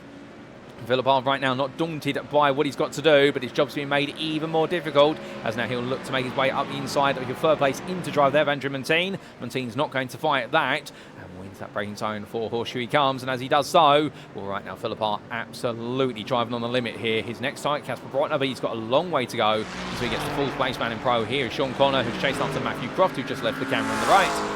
As they head up towards the SS sequence, all these drivers right now dabbling with the devil of the detail, as William Arneson and Hayden Miller meanwhile continue to try to move together here in order to get closer to the top 5 of the elite class. Some of the biggest names in the elite class seem to be struggling, whereas others are now rising to the occasion. But that's what these mixed conditions do. They completely shake up the field, and anybody can win this race, because at the same time as we do see James Connolly there stepping on wide, that's to respect blue flags. At any moment somebody could get it wrong, even the very best out there. They've just got to push slightly too much or hit a patch of water they weren't expecting, and it can all end up backwards. As Rob Windsor makes the one past Steve Hobbs there. I think Hobbs ran wide, coming out to 5, and therefore picked up a slowdown penalty that he just burned. So Windsor now up into 7th in the Pro class. We're going to take a quick look back at one of the big moments for Maxime Philippard only moments ago. And here we go, ladies and gentlemen. It's time for a trip back in time. So this was Philippard making his way by his lonesome up for the S's. Rear of the car let go there, and we did see, of course, what was the stricken car. Well, I was wondering if that Porsche had gone sideways when it cut through the camera. It did, and now Philippard to make his way back on. But the problem is when you end up in the grass like this going uphill, you've got to very slowly tiptoe your way back up the road. He did so in the end, did Philippard, so well done to him for getting it back on, but he lost out there and dropping in behind so many drivers, including Steve Hobbs. So that's what happened to him. And then we had this big moment for Daniel Pays only months later. Now this was Daniel Pays in his BMW M4 Evo coming through South Bend. Took a lot of exit curve there, then took to the grass, rejoined. Looked fine, but something had broken on the car there because he had to pull it over and park up and tow to the pits. So for Daniel Pays, it all went wrong, and back to live racing we go, ladies and gentlemen. And as we do, well, goodness me, now into the second half of the race at long last, and now we're starting to turn time down. But as we do, well, right now, who's going to turn things around and who is going to be turned around by the changing conditions? We'll have to see, because on lap 17, it's still Pietro Antonio Pasquarello who is leading quite comfortably, quite a gap to the best part of the tune, I would say of at least 20 seconds. We'll get an update shortly on our time in tower when he does make his way across the sector line to Craig Hewlett. And Hewlett right now, second overall, your Inter leader, and he's very comfortably running in this race. We'll plumb the Access Sport Y driver. And, well, we believe that for him, he might be on the slick tyre. But if so, well, everyone's keeping us guessing. Alternatively, if everyone is on the wet tyre right now, there has definitely been a bit of a difference in pace between so many cars. But Hewlett coming down the hill. And as he does so, Andrea Miatto there, 2 seconds behind. Meanwhile, hold up a second. We've had a big incident for Andrew Montine off camera. Where is Montine?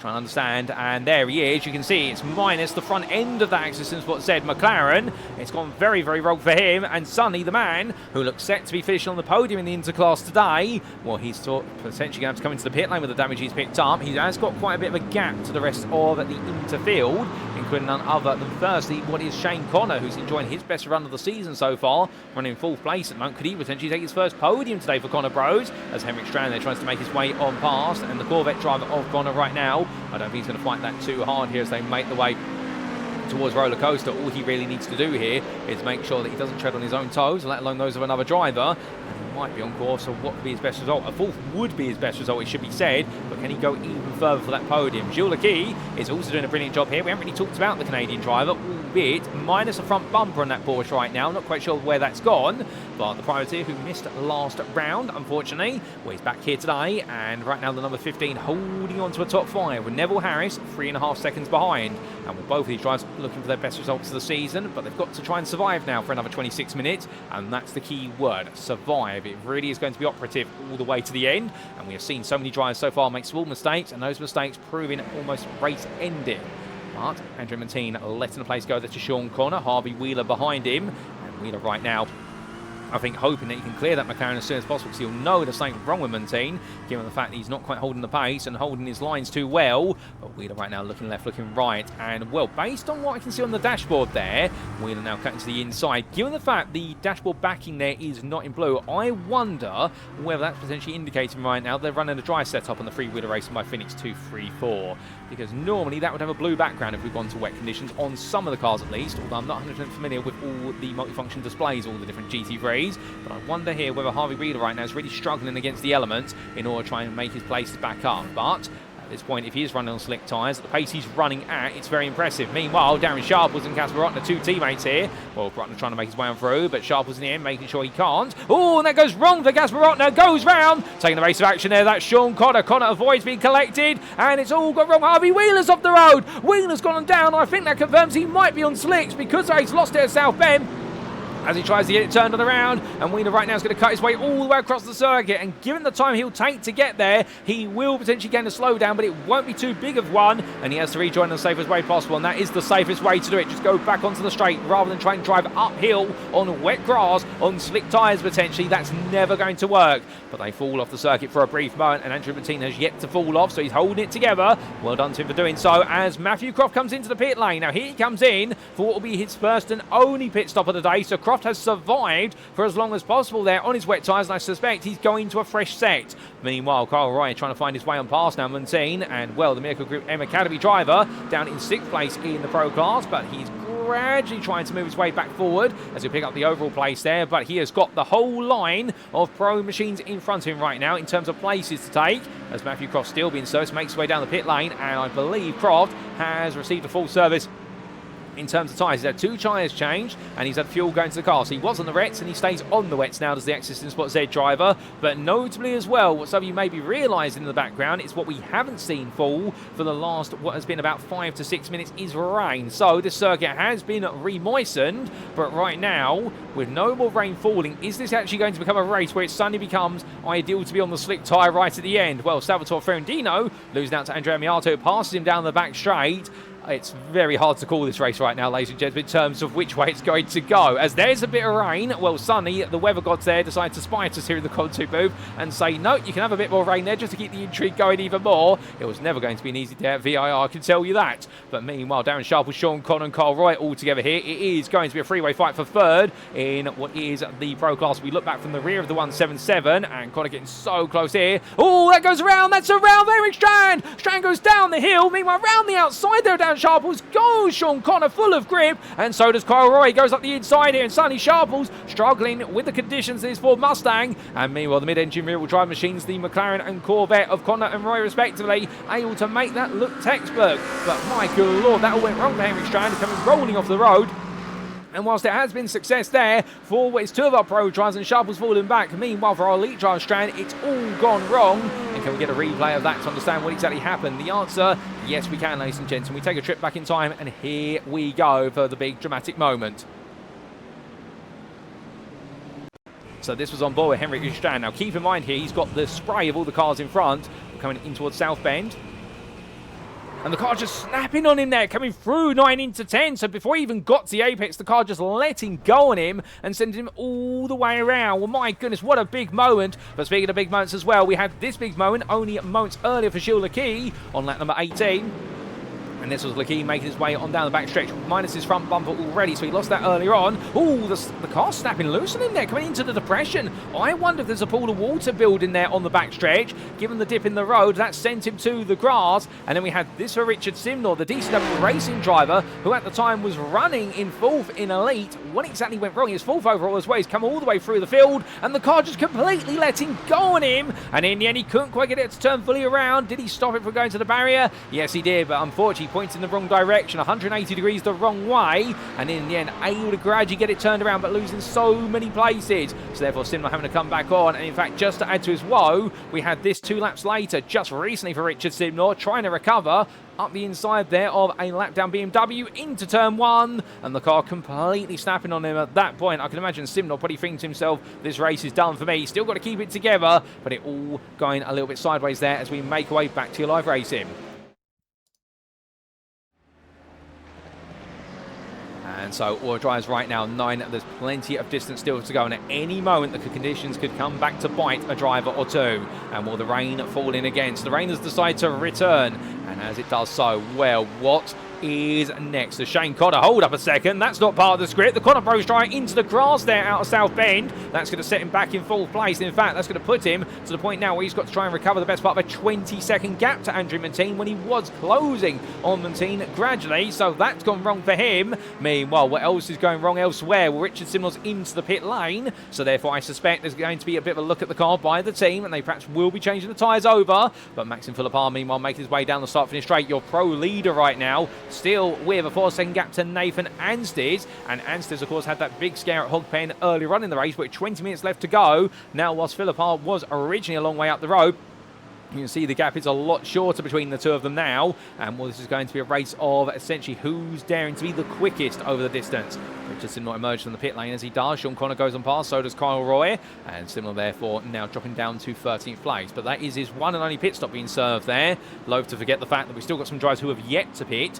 And well, in terms of those who have not pitted, let's show you the pit stop counter. And what we can see there, Pasquarello has taken his pit stop. He right now leading by the best part of 24 seconds. He has bought himself the gap as Simnor goes around again. You couldn't make this up. A NASCAR bend. The DCW racing car completely snapping loose there. And right now for Simnor, the car just does not seem to want to cooperate on that rear axle whatsoever. The rear brake's just locking loose. And well, as the 242 now gets its way back onto the circuit, having to drive back on a load of standing water there on an exit curve. That's not easy. Henrik Strand, meanwhile, on the inside there of Ross Young. So taking an overall position and seeing Simnor in front of him, he's going to think to himself, right, here's an opportunity now for me to get at least one place back in class, albeit this is not the place he'll be looking for whatsoever. They're all struggling out there, no doubt about it. Whether they're wets or slicks, it doesn't matter. They're all just trying to find what is the running grip at the moment. And there is a bit of a running thing, which is front engine rear-wheel drive cars seem to be really struggling up through these faster sections of the lap, such as the S's here, and also towards the very end. Meanwhile, mid-engine rear-wheel drive and rear-engine rear-wheel drive cars seem to be a lot more confident in the conditions, which is what you'd expect. For Strand, they're trying to show his confidence, looking at the inside of South Bend to be put on the outside here, coming down towards Oak Tree. And well, Simnor defending. Strand backs off entirely there, puts the brakes on nice and early, trying to get Simnor to outbrake himself, but Simnor not falling for that one. Meanwhile, from one BetaFrost driver on the attack, here's one BetaFrost driver being attacked because it's William Arneson under pressure from Hayden Miller. Miller looking left, looking right in this Corvette, but Rainer Arneson keeping him at bay. And well, these two, they've had some close battles over the course of the season, and this is going to be another tale in the chapter between the two of them, with Craig Hewlett, the interleader, meanwhile, now the best part of 18 seconds behind, and we're falling down the order gradually. Maxim Philippage just overtaking him off camera. But meanwhile, Arneson there, intentionally going deep left hook, the idea being there, a bit of more of an optimal line, there's more grip out there as he now makes his way through turn 5 and 5A in towards the snake. And Hayden Miller, meanwhile, much more pointed, trying to really use the racing line. Whereas Arneson, meanwhile, really just trying to find any grip at all there in that Mercedes, which he can use to his advantage. But up the hill they go, as they come rising up through in towards South Bend. Well, Miller right now so close here, but from his on board, I can imagine the spray he's looking at as we get a dashboard view of Miller's car. It's not going to be easy to try and be able to see through all of this. And, well, he's got the pace, he's got the brakes. Has he got the bravery? A big snap there from Arneson. He's really struggling to get that Mercedes stopped. Miller, meanwhile, you can really feel right now from this on board, the Phoenix Racing driver's just got so much more time in his hands, and therefore, as they make the way down the backstretch, yes, that Mercedes is going to be quick. Miller, however, being in the tow, he will know that it is his time to shine. So long as he gets a good corner exit, this is all going to play into his hands as they make the way down. Off camera, by the way, Gilles Lecky running in fourth in the interclass has just had a big moment. I think might be relegating him out of the top 5 of the class. We'll see what happens there. We'll keep you apprised of it. But right now, staying transfixed to the battle on screen. Well, Miller right now really in the Phoenix Racing machine trying to find a way in, but the problem is through here. Do you risk going offline for a brief moment? You've got all that confidence on the line you use. Well, Anderson there goes a little bit deep. It's going to be too wide coming through Hogpen. And that's a drag race down the start finish straight, and Miller's taking his chances here. He knows he needs to disrupt the flow of Anderson's Mercedes, and the BetaFrost driver immediately tucks into tow as into the pit lane. We have got what is none other than Max Wheeler's coming in now. Almost said Harvey Wheeler, but no, it's Max Wheeler in. And Hayden Miller now going defensive here, and Anderson, I don't think he's going to get this back. So long as your 281 drive gets the car stopped in time, he does. And now all he's got to do is make sure he doesn't make any mistakes if it returns 2 and 3. And well, by the time they get to the exit at turn number 5, this gap will be his. Now yet to pit is Salvatore Ferrandino and also Andrea Miatto. So the top 3 spots currently owned by Tartan Restech. However, I don't know if it's going to stay that way after the pit stops. I suspect not, although they will be praying it could. So that way they could make it a 1-2-3. Salvatore Ferrandino catching up to Miatto. These two together right now with an 18-second gap to Miller, who has pitted by contrast, and Pasquedo has pitted much earlier on. But we can see the surface being topped up with a little bit of water every so often. Darren Sharples into pit lane for his one and only stop, so he's got to put the fuel in the car. And that's also another question. Has anybody from pitting so early still got to put more fuel in the car potentially? Because if so, that will completely shake things up once again. The splash and dash around here, if you were to come into the pits for a 5-second stop, it's still going to cost you a sizable amount of time. Meanwhile, further back, Shane Connor and Tom Wheeler, they are now fighting over 4th place in the interclass, with Gilles Lecky letting it go, and Grant Miller on the back of these guys as well. So Miller is now starting to catch up. They're all fighting for top 5 spots. Miller, of course, does have a record for finishing inside the top 5 so far this season in the interclass, and he would not like that record to be interrupted by the 2 upstarts in front of him. As he makes his way through Oak Tree Bend, the number 80 driver right now having to very carefully pick his way through. That McLaren right now definitely looking quick in the medium speed corners, but in lower speed corners, meanwhile, it does actually look a little bit tame by comparison to the cars in front of it. But as Connor and Wheeler try to push away with American muscle, well, Shane Connor right now looking for that best result of the season. It's in his hands, but can he hold on to it for a little bit longer? Given the fact that Tom Wheeler is still right there with him, and all things being equal, Wheeler has been the quicker driver here today. But the thing is, it's not always equal, because the conditions have definitely pinned Wheeler back. And Shane Connor, meanwhile, definitely just making sure to drive to what his speed allows him. But whilst this is going on, into the pits have come the Tartan Res tip pair of both Ferrandino and Miatto. So Arneson goes on through, up to second place. Where's Hayden Miller? Well, Miller's had off track off camera, so he's fallen down. He will take third place back as Miatto and Ferrandino leave the pit lane. But these two drivers right now, understandably, will think to themselves, there's a golden opportunity here for a podium for the both of us. Meanwhile, whilst all this is going on, Wheeler versus Shane Connor makes its way past the Tartan Res tip cars. They unlap themselves for a brief moment. Wheeler on the outside goes hard to the brakes there, and he will get clear, and he will get it stopped in time. So Tom Wheeler moves up into fourth place down the interclass. Meanwhile, now they'll have a lead group of cars behind them, essentially wanting to get the lap back on them. So it's going to be blue flags, and this will interrupt the battle on Grant Miller. You've got to feel for the most. He is surrounded by lead lap cars as Maxim Filipov goes up the inside there. And Filipov right now very eager to get on through. He does not want to risk losing any more time if he can help it. And well, Filipov is going to try and make some overall places. He's going to try and put pressure on both what will be Ferrandino and Miatto. And if he can do so, could he potentially chase down an overall podium again here today? I don't think the win's possible, but an overall podium most certainly is. Now, meanwhile, Nathan Anstis has had a big moment only moments ago. He's still running in second in the pro class, and by the looks of things, at least based on what we're being told by our pit count, he has yet to pit, although that may be inaccurate to be fair. But either way, whilst that could be accurate or inaccurate, we've definitely got an accurate read on what happened to him only moments ago. And here's a replay, ladies and gentlemen, to explain the big mistake for Nathan Anstis. So this was Anstis making his way down in towards Hogben Bend, and we called him out earlier on in the race. This time didn't catch him out in the apex of 16, it was apex of 17 that sent him on around, and in the rain for good measure there, just adding to the misery, and we'll roll him backwards onto the grass and able to get it going once again. Just before that, we had this for Hayden Miller. I suspect this is going to be, ooh, goodness me, sideways through 15, in towards 16, and completely lost the rear there as he turned on in. And for Hayden Miller, well, the car went round, it went downhill, and it just briefly biffed the barrier there, or the tyre barrier at least. And well, thankfully, that won't be too much damage, although his rear left might be slightly misaligned as a result of that. He will need to keep an eye on it. And then we did have, of course, what was a big moment for both Richard Simnott and Henrik Strand. And this is what happens then back on lap 22. Now this, whoa, that was a big side loose there from the Mercedes in front. Strand went straight on, hit the barrier. Oh my good lord! And then it collected all three of them. It went very well. That was Matthew Croft there. Ross Young having to stop the car. He had nowhere to go, and in the end the road was cleared for him. But my goodness, that was an absolute nightmare moment between all those drivers. And then we had this a lap earlier for Gilles Lequy, who was running in fourth place in the interclass at the time. He had repaired the front bumper as well in the pit stop, and the car snapping loose at him again in the same spot into the tyre barrier. And that was a big hit for Gilles Lequy. Car parked in the middle of the road. He did manage to get it going, but had to come into the pits as a result. You couldn't make it up. The back end of the circuit and the final few corners are a nightmare for so many. It doesn't matter what car you're in. But with that, we head back to your live pictures, ladies and gentlemen.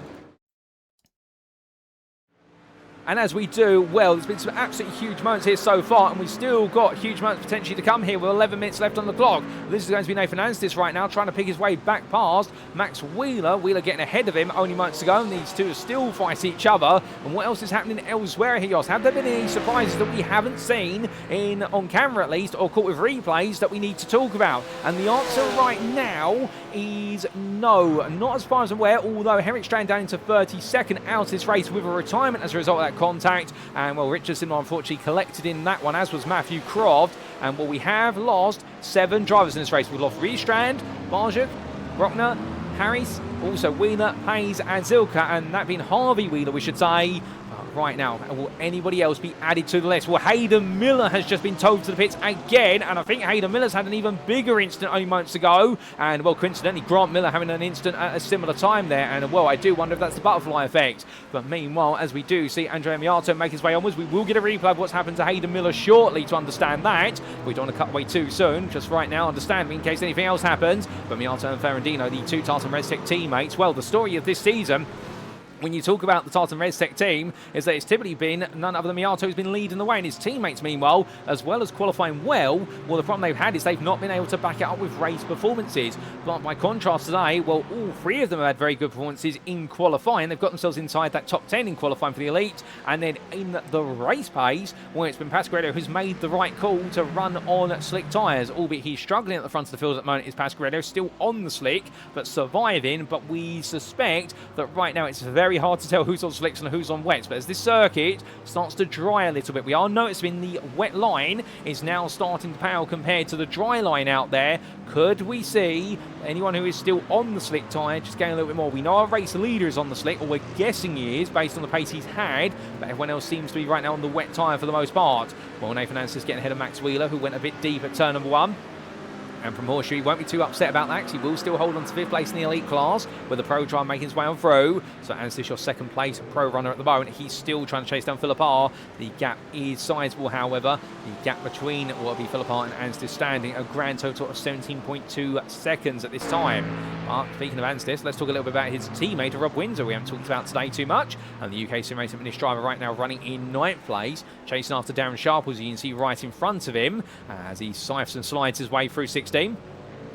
Coming on down and around. Right now, Rob Windsor just trying to keep it together. They all was. Hold up, who's that off the road there? That is Eduardo Royes, the man who absolutely storms the front of the field. He is a slick runner, as we are to understand it. He's had it off track. He's into the pits for the 2nd time today as Eduardo Royes. And right now, with all those pit stops complete, as far as we are aware, well, right now, Royes, I think, deciding that it might be the time now to change the tyres up once again. The only other thing could it be a drive-through penalty for what would be instant points? Well, he heads on down. And right now, I think it is a drive-through penalty. I think it's a black flag for him. And how can we not talk about the fact there is such a risk right now of black flags for everybody? Because of the fact you only got a certain number of instant points you can carry, and well, every off-track, every loss of control, an off-track is worth 1, a loss of control is worth 2, contact with another car is worth 4. It won't take many of those in order for it to all add up. So this race could still turn on its head right at the very end, ladies and gentlemen. We are keeping an eye out for those, but Eduardo Royes definitely will drive-through penalty there for instant points, and that's going to drop him all the way down to what will be none other.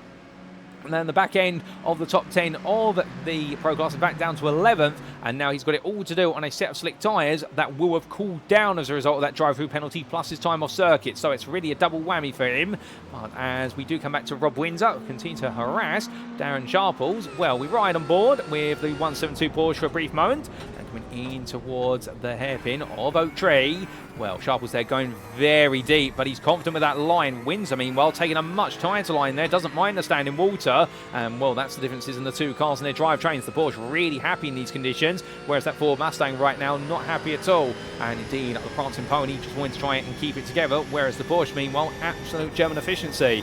As we do see there, a car making its way on past, that's Pietro Antonio Pasquarello on the lead lap, making his way through. Windsor backing off there, not wanting to antagonise whatsoever and just taking it nice and easy.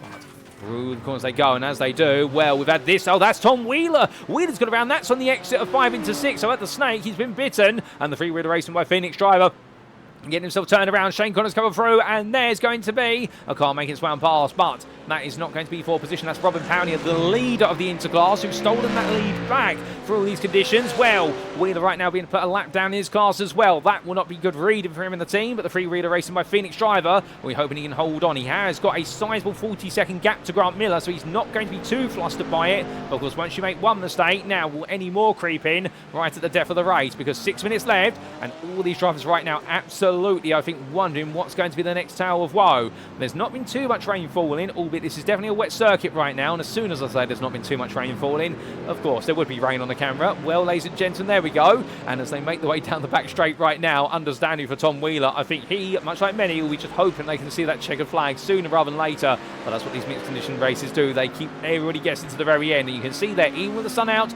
the spray now much more noticeable as all these drivers continue to push on. But as they push on forward in time, we head briefly backward in time to understand what exactly happened to Hayden Miller with a big instant only moments ago. And here we go, ladies and gentlemen, back in time for the instant for Hayden Miller. So this was Hayden Miller having a big slide out to South Bend, down towards Oak Tree, and as he did so, oh my goodness, into the barrier there, and for Miller, that would have been his race, straight into the barrier, and that would have been it. So went roll for Hayden Miller, and Grant Miller literally at the same time had this happen to him. So he was coming out of Snake and up towards the S's sequence, running at the time in 5th place in the Interclass, and in the end hit the apex curve head on with the spray, was unsighted, hit the second one, and I think he's just cut the track limits there, in fact, by getting so close, but that would have been a slowdown penalty he then would have subsequently have picked up. So not quite the off track or dramatic, but definitely a straight line in the corners with the spray in front of him, and also damaging the front bumper as a result. Back to live racing we go, ladies and gentlemen.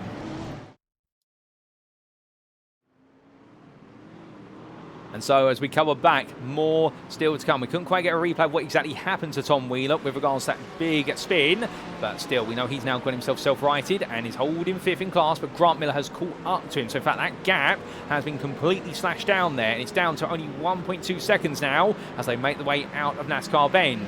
But at the very front of the field, well, 4 minutes left. Here is your leader, Pietro Antonio Pasquarello. But why are we looking at him? Well, the problem is, behind here is William Arneson, and that gap is coming down at an incredible rate of knots. Arneson's just taken another 4.5 seconds out of him. That tells you Arneson's on the wet, Pasquarello is on the slick tyre. And the fact that Pasquarello has survived on the slicks all the way through this race, well, that's incredible, it must be said. But right now, with all the gap he's built out, is it going to be enough here to make sure that Arneson cannot take the win away from him? Now, the challenge will be is the time left in this race. We've just gone on to lap 29, and with 4 minutes remaining, well, the lap times here, they are moving back and forth within about 2 minutes to 2 minutes and 5 seconds. We may get this lap plus another. We may get 2 more after this lap, depending on how quickly Pasquarello comes on around. Now, if you are Pietro Antonio Pasquarello right now, what do you do here? You've just cleared some traffic as well. That's not helped you, because on a slick tyre and a wet track surface, that traffic is going to mean you have to drive off line, as that's going to be a spin there down the hill. Goes Darren Sharples. Well, he's gone out the camera, and there he is being rejoined in it. And the old dude's in cars midlife crisis drive right now. He's definitely experiencing a crisis. I don't know if you can call it a midlife one, but it is a mid-race crisis as he brings himself back on the road, and Ashley Brooks takes the 7th place back off him in the pro class as a result. Robin Powney, meanwhile, he's got Craig Hewlett right behind him. Powney now trying to hold on for a little bit longer as Hewlett has caught up to him at a rate of knots over the last couple of laps. In fact, Hewlett is 3 seconds a lap faster here. So Hewlett on the inside, taking a bit of standing water with him, and onwards he goes. And the Simcoach driver right now will lose the lead of the class as the Axis Simsport Wide driver returns the lead. He's been in the lead for a good portion of the race and then fallen out of it. But right now he's fallen back in love with it, and Powney will try and stay with him. Now we believe that Hewlett is on the slick tyre versus Powney, who may be on the wet tyres. But Hewlett right now, I think, has feeling as though the circuit is coming back to him.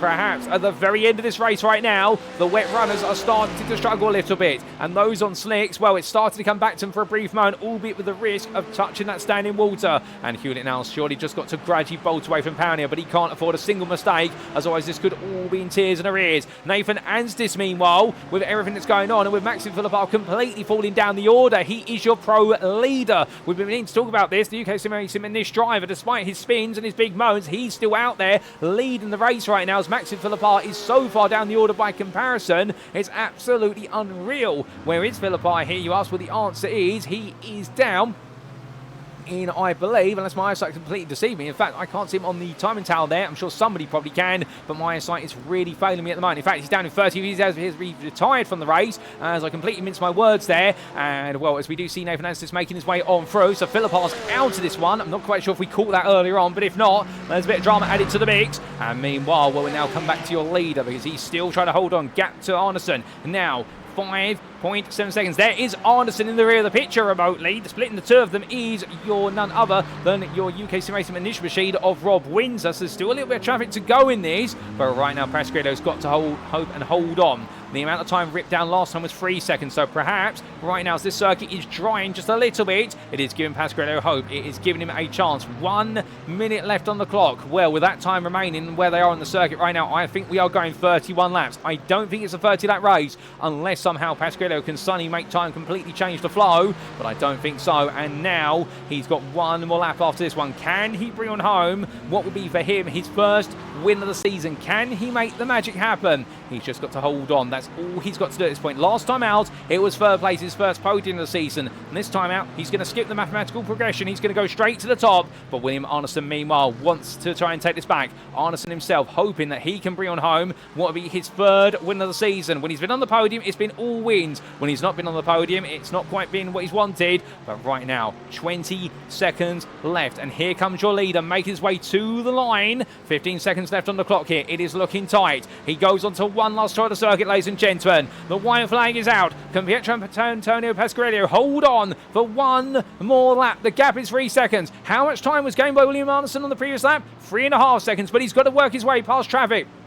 And that's going to cost him a little bit of momentum through here. He's still got one more car between him and Pasquarello, but right now, everything is absolutely on the limit. This is the last battle of this race. There's no other battling happening on the circuit right now. We are keeping an eye on everything else, but it seems like everything is settled. Immediately, Rob wins there, steps aside. He knows what he's witnessing right now. He doesn't want any part in it in terms of being the driver that stopped William Arneson from chasing down the Tartan Res Tech machine. And Pasquarello right now would have been hoping perhaps that Arneson would have had a bit of difficulty, but not quite so. If anything, the difficulty is coming to this man, because in front of him, he has got traffic. Ross Young is the next car he can see up the road. Young being about 3 seconds ahead of him right now, but Pasquarello's got to go full tilt here if he wants to keep those tyres nice and warm, if he wants to hold on. We're coming up through the S's right now. You see through the sweeping section, he's backing off. Nathan Anstis is into the pit lane, by the way, ladies and gentlemen. I think that is for a quick splash and dash. I think Anstis has in fact gone the whole race without a pit stop now that I understand it, and he's coming in for a quick splash and dash going on to the final lap. Anstis, so that's going to be the cheekiest strategy of everybody today, but staying transfixed on what's happening here, well, as we're keeping an eye out for Roy versus Anstis, I think Anstis has come back out ahead of Kyle Roy just about. Well, meanwhile, here's Anderson all over the back of Pasquarello. They make their way down the back straight, and Pasquarello's contact between the two of them. Pasquarello's sent out to the wall. He's going to rejoin, and as he does so, well, was the contact a result of him coming across, or was it Anderson trying to look for a space that didn't exist? We're not sure, but what we can tell you is that Anderson's missing the front bumper right now as he comes on down the hill. He has taken the lead, but under controversial circumstances, and as they roll the way down the hill right now for Pasquarello, all he's got to do at this point is just survive now, finish second, stay as close as he can, and then if he feels though he's been aggrieved, report it to the stewards after the race.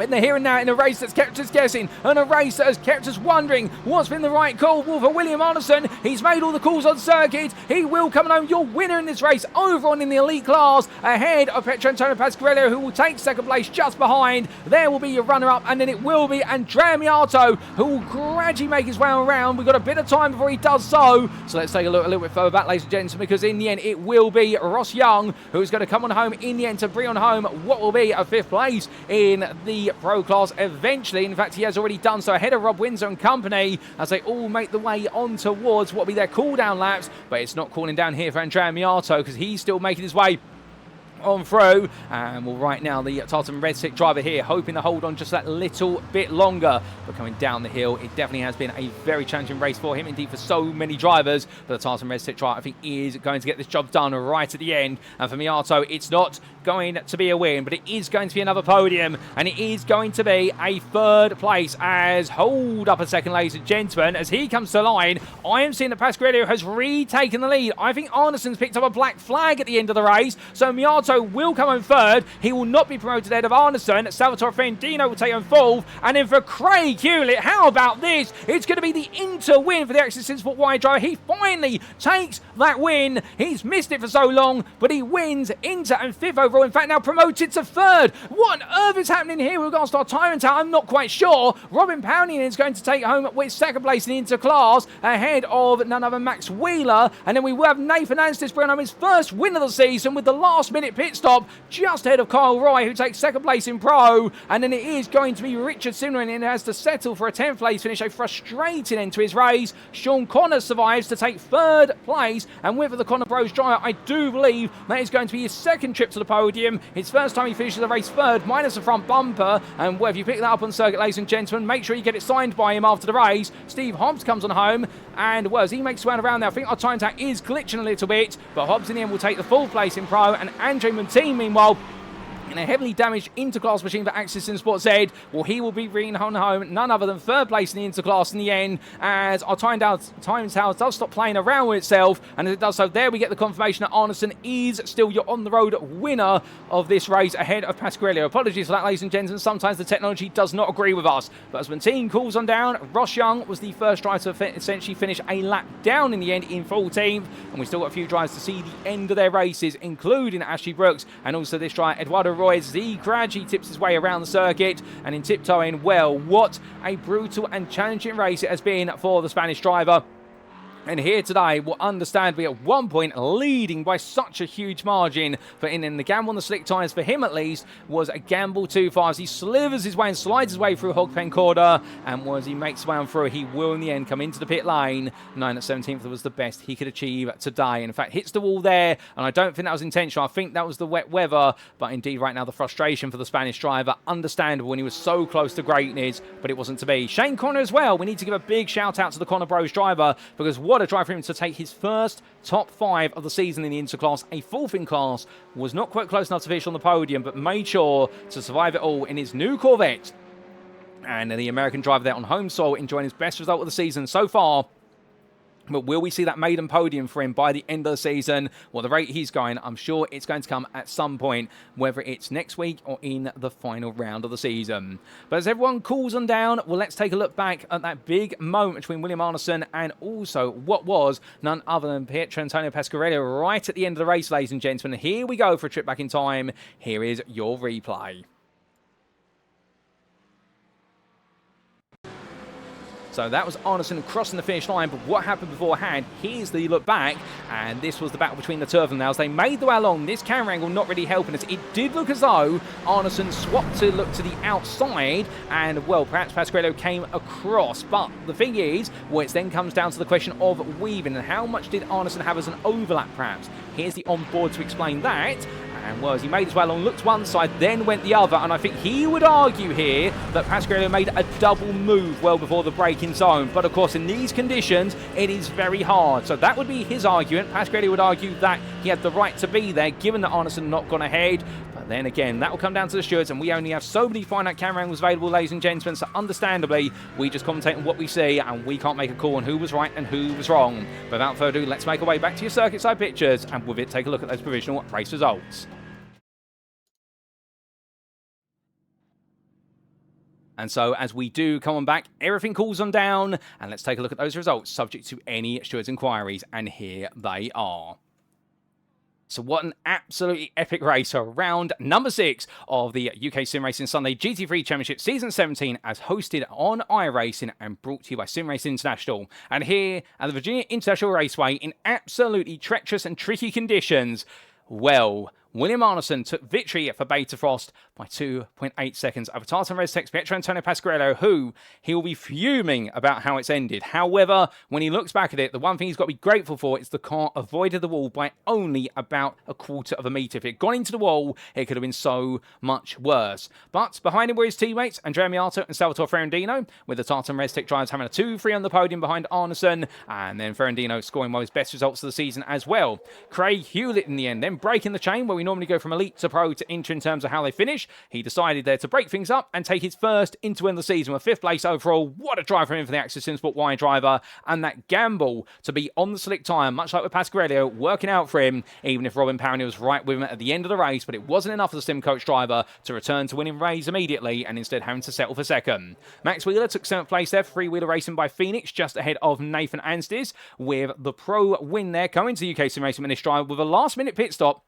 And that has got to be perhaps the cheekiest pit stop we've ever seen. So go the entirety of the race, minus the final lap before pitting, and then coming in, giving false hope in a way to Kyle Roy, who finished only what was in the end a 2nd behind him. And I can imagine in the Miracle Group M Academy garage, and Roy inside his car must have been thinking this is the moment, and Nathan Anstis completely crushing the hopes of the team there. So Anstis finally taking his first win in the pro class, but Kyle Roy right behind him there, and the championship battle between those two is definitely now very much alive.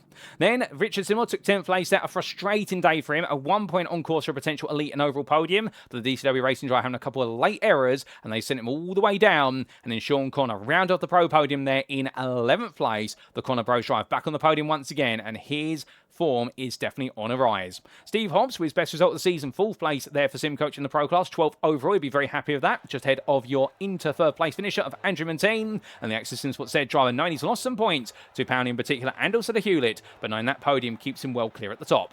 Ross Young and Rob Windsor completed your top 15, and it was Ashley Brooks just ahead of Eduardo Royes, and a shout out there to the Access SimSport Y driver, who in the end finished a lap down, but at one point was leading the race overall. Strategy in the end was just not quite what he wanted with regards to those slick tyres that he tried to make work, but the rain overcome them. They were a lap down indeed from Rob Windsor all the way downwards. It's a lap down at least. And Darren Sharples, Shane Connor and Matthew Croft completing that top 20. And behind the Access SimSport Z driver, it was also a lap down for so many others, including none other than Tom Wheeler, Grant Miller, Martin Kenyon, James Connolly, Justin Noel. With a frustrating day today for the American driver, having started from the back of the field. And we also did see 3 laps down there to David Young, head of Nick Parks, and also Alexander Vingmark. The BetaFrost driver in the end of the late spin cost him an opportunity at what would have been a rather great top 10 in the interclass. It was 4 laps down behind behind him to Maxime Philippard, who, having started right at the front of the field, unfortunately, after taking that pole position, it did not quite work out. A first-time overall pole position this season for a driver not in the elite class, and I do believe in the history of this series, it's the first time we've ever seen a driver take an overall pole position not in the top class for at least 2 years as well. So Philippard definitely setting the record books, and well, in the end, he ended up retiring from the race for Gassed Up Motorsport. 9 things did not quite go right. Hayden Miller also retired with that huge moment we did see coming down towards Oak Tree Hairpin, just ahead of Gilles Lecky, who had a frustrating end to his race after doing so well and running in the top 5 for so long. And we also saw retirement. So Henrik Riestrand, as we did for Thomas Barjuk, Neville Harris, Harvey Wheeler, Casper Brotner, Daniel Pays, and our first retiree of the day, none other than Hendrik Zilka for Old Dudes in Cars Amnesia. And indeed, all 3 drivers there right at the bottom of the standings. It will be a day they'll want to forget. But coming to the elite class then. And of course, in our individual classes, this is where all the points are paid and made. And we saw William Arneson in the end, right at the very end on the final lap, charging his way after Pietro Antonio Pasquarello. The wet tyre being the right tyre to be on towards the end of the race, whereas the slick was the right tyre to be on for the first 30 minutes or so of the race. But with the wet tyre getting so strong, he looked to the move, and the two of them having a bit of a coming together. But the BetaFrost driver, at least on circuit, taking the win. But I suspect that will be going to the stewards after the race. And Pietro Antonio Pasquarello, meanwhile, then having to settle for second, but a very frustrating second at that. And well, I wouldn't be surprised there if getting out the car, he might not have been one to talk to for a little while, but his teammates will be happy, and the whole team should be happy because, of course, well, a second, a third, and a fourth, it does mean Tartan Redtech right now will have absolutely bolstered their championship stands in the team's championship, and they may have indeed moved right back into the top 5 or 3. We then did see Max Wheeler there, 5th place there, 3-wheeler racing by Phoenix, a further 12 seconds behind, 13 seconds clear of Richard Simler, who did finish 6th in the end, so he's got to be happy with some points coming his way, but not the points the DCW Racing driver wanted. And it was a lap down for Justin Noel, and then it was retirements for Hayden Miller, Henrik Riestrand, Harvey Wheeler, and Casper Brotner. In the pro class, here, what we got to see was a victory for Nathan Anstis, despite the fact that Hogpen Corner caught him out a couple of times, but the UKSimRacing Minish driver in the end went all in for the win, and he got it done by making sure that he didn't pit until the very end, and therefore kept out on circuit and kept his tyres nice and truly alive. Behind him, Kyle Roy there, that second place, America Group M Academy, and a 1-point lead in the race, then falling all the way down to the bottom of the top 10 and make his way back upwards. He committed, he didn't give up, and kept his confidence, and that's why he's been rewarded with a podium and almost a win.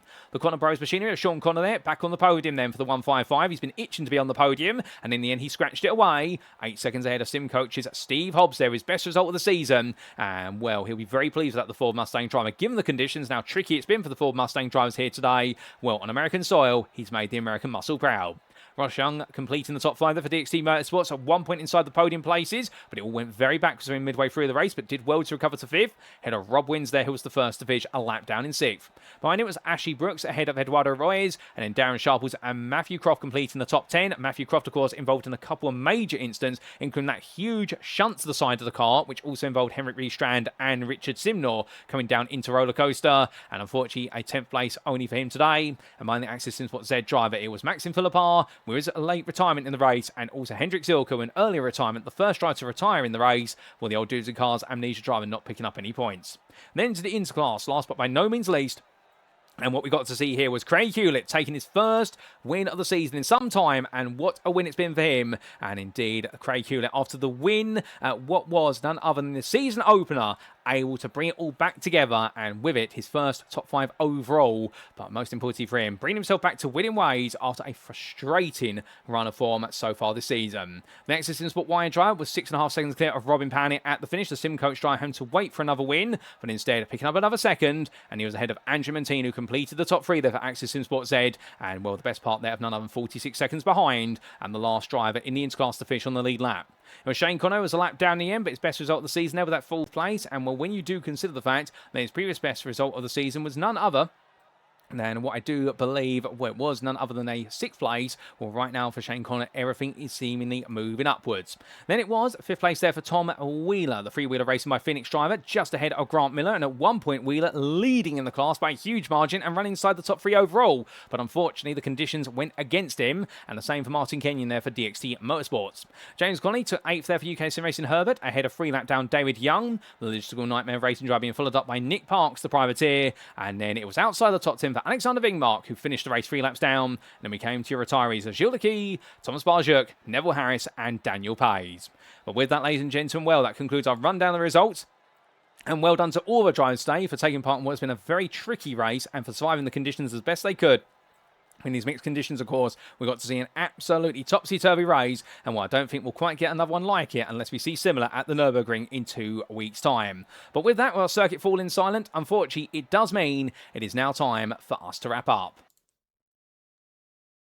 Thank you very much for watching, and if you have enjoyed today's show, and perhaps you're sat there right now wanting to know more about SimRacing International and how you can get on the grid to join in all the fun, excitement, and the adrenaline rush that is racing any of our series on a weekly basis, well, the first thing you need to do is join our official Discord. Invite link at the bottom of the screen, and if you do so today, you will not find a more friendly and warming community to anybody in the sim racing world, regardless of what your skill level is. You can be a rookie all the way through to an esports professional, and there's a place for you on the grid at SimRacing International. And speaking of joining the grid, well, currently we do have our ongoing Thursday evening GT3 Championship in its 11th season. We do have 120 drivers that are split across 2 splits. On Sundays, like today, you've been tuning in to the UKSimRacing Community Season 17 GT3 Championship, and long may that continue. It's been such a long time since it started, but it's crazy to think we're in Season 17 and the journey continues. And of course, on Friday evenings, if you don't want to race GT3s, you want to race something that is a GT class machine, perhaps something a little bit older, when we do have our first season of our GTE Championship that's proving incredibly popular, and indeed it's a great place to be as well if you're looking for the machines that have no ABS, and therefore it's all about avoiding locking up the brakes.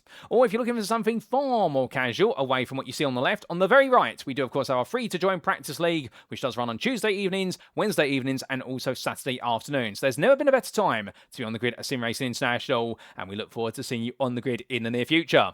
We'd also like to take a moment to say a big thank you to our title and series and league sponsors, who do include, of course, Carmate, More Than Technology, the GP2 Group, and lastly, a big shout out to Motorsport UK's esports division for recognising us here at SimRacing International as a recommended community. We're very grateful for that recognition, and long may it continue throughout 2026. But with that, ladies and gentlemen, well, we now pack up our bags and we make our way away from the US of A. But where do we go to next? Well, next time out, we'll be making our way to Australia for the Mount Panorama Racing Circuit, but you all know and love it and normally refer to it as Bathurst. And well, the walls will loom large. It'll be sunny skies in Australia. But the thing is, on Sunday, the 22nd of February 2026, all the drivers will need to prove that they are the king of the mountain, whether it be overall, elite, pro or interclass, and in all, it could be around to be remembered just like today. We'll bring you all the racing action, of course, on Monday the 23rd of February, as if it were live, but until then, what have we seen today? In the elite class, Andrea Miatto will continue to hold that lead, although William Anderson has been able to make some steady progress and Henrik Ristrand has fallen by the wayside. In the pro class, Nathan Anstis has finally got one over Kyle Roy, but Roy's lead will be standing the test of time. And as for the interclass, well, a return to victory for Kerry Hewlett means that now his championship is very much underway, but Robin Pannier taking second and Andre Mintine taking third. The gap between our top 3 and indeed our top 5 is only getting tighter. How will it all continue in Australia? We'll tune in next week to find out. But until then, we have been SimRacing International. I've been your host and commentator, Paul Walsh, and until next time, remember to stay safe, stay well, stay smiling, and most importantly, as always, ladies and gentlemen, remember to stay on track. Good night.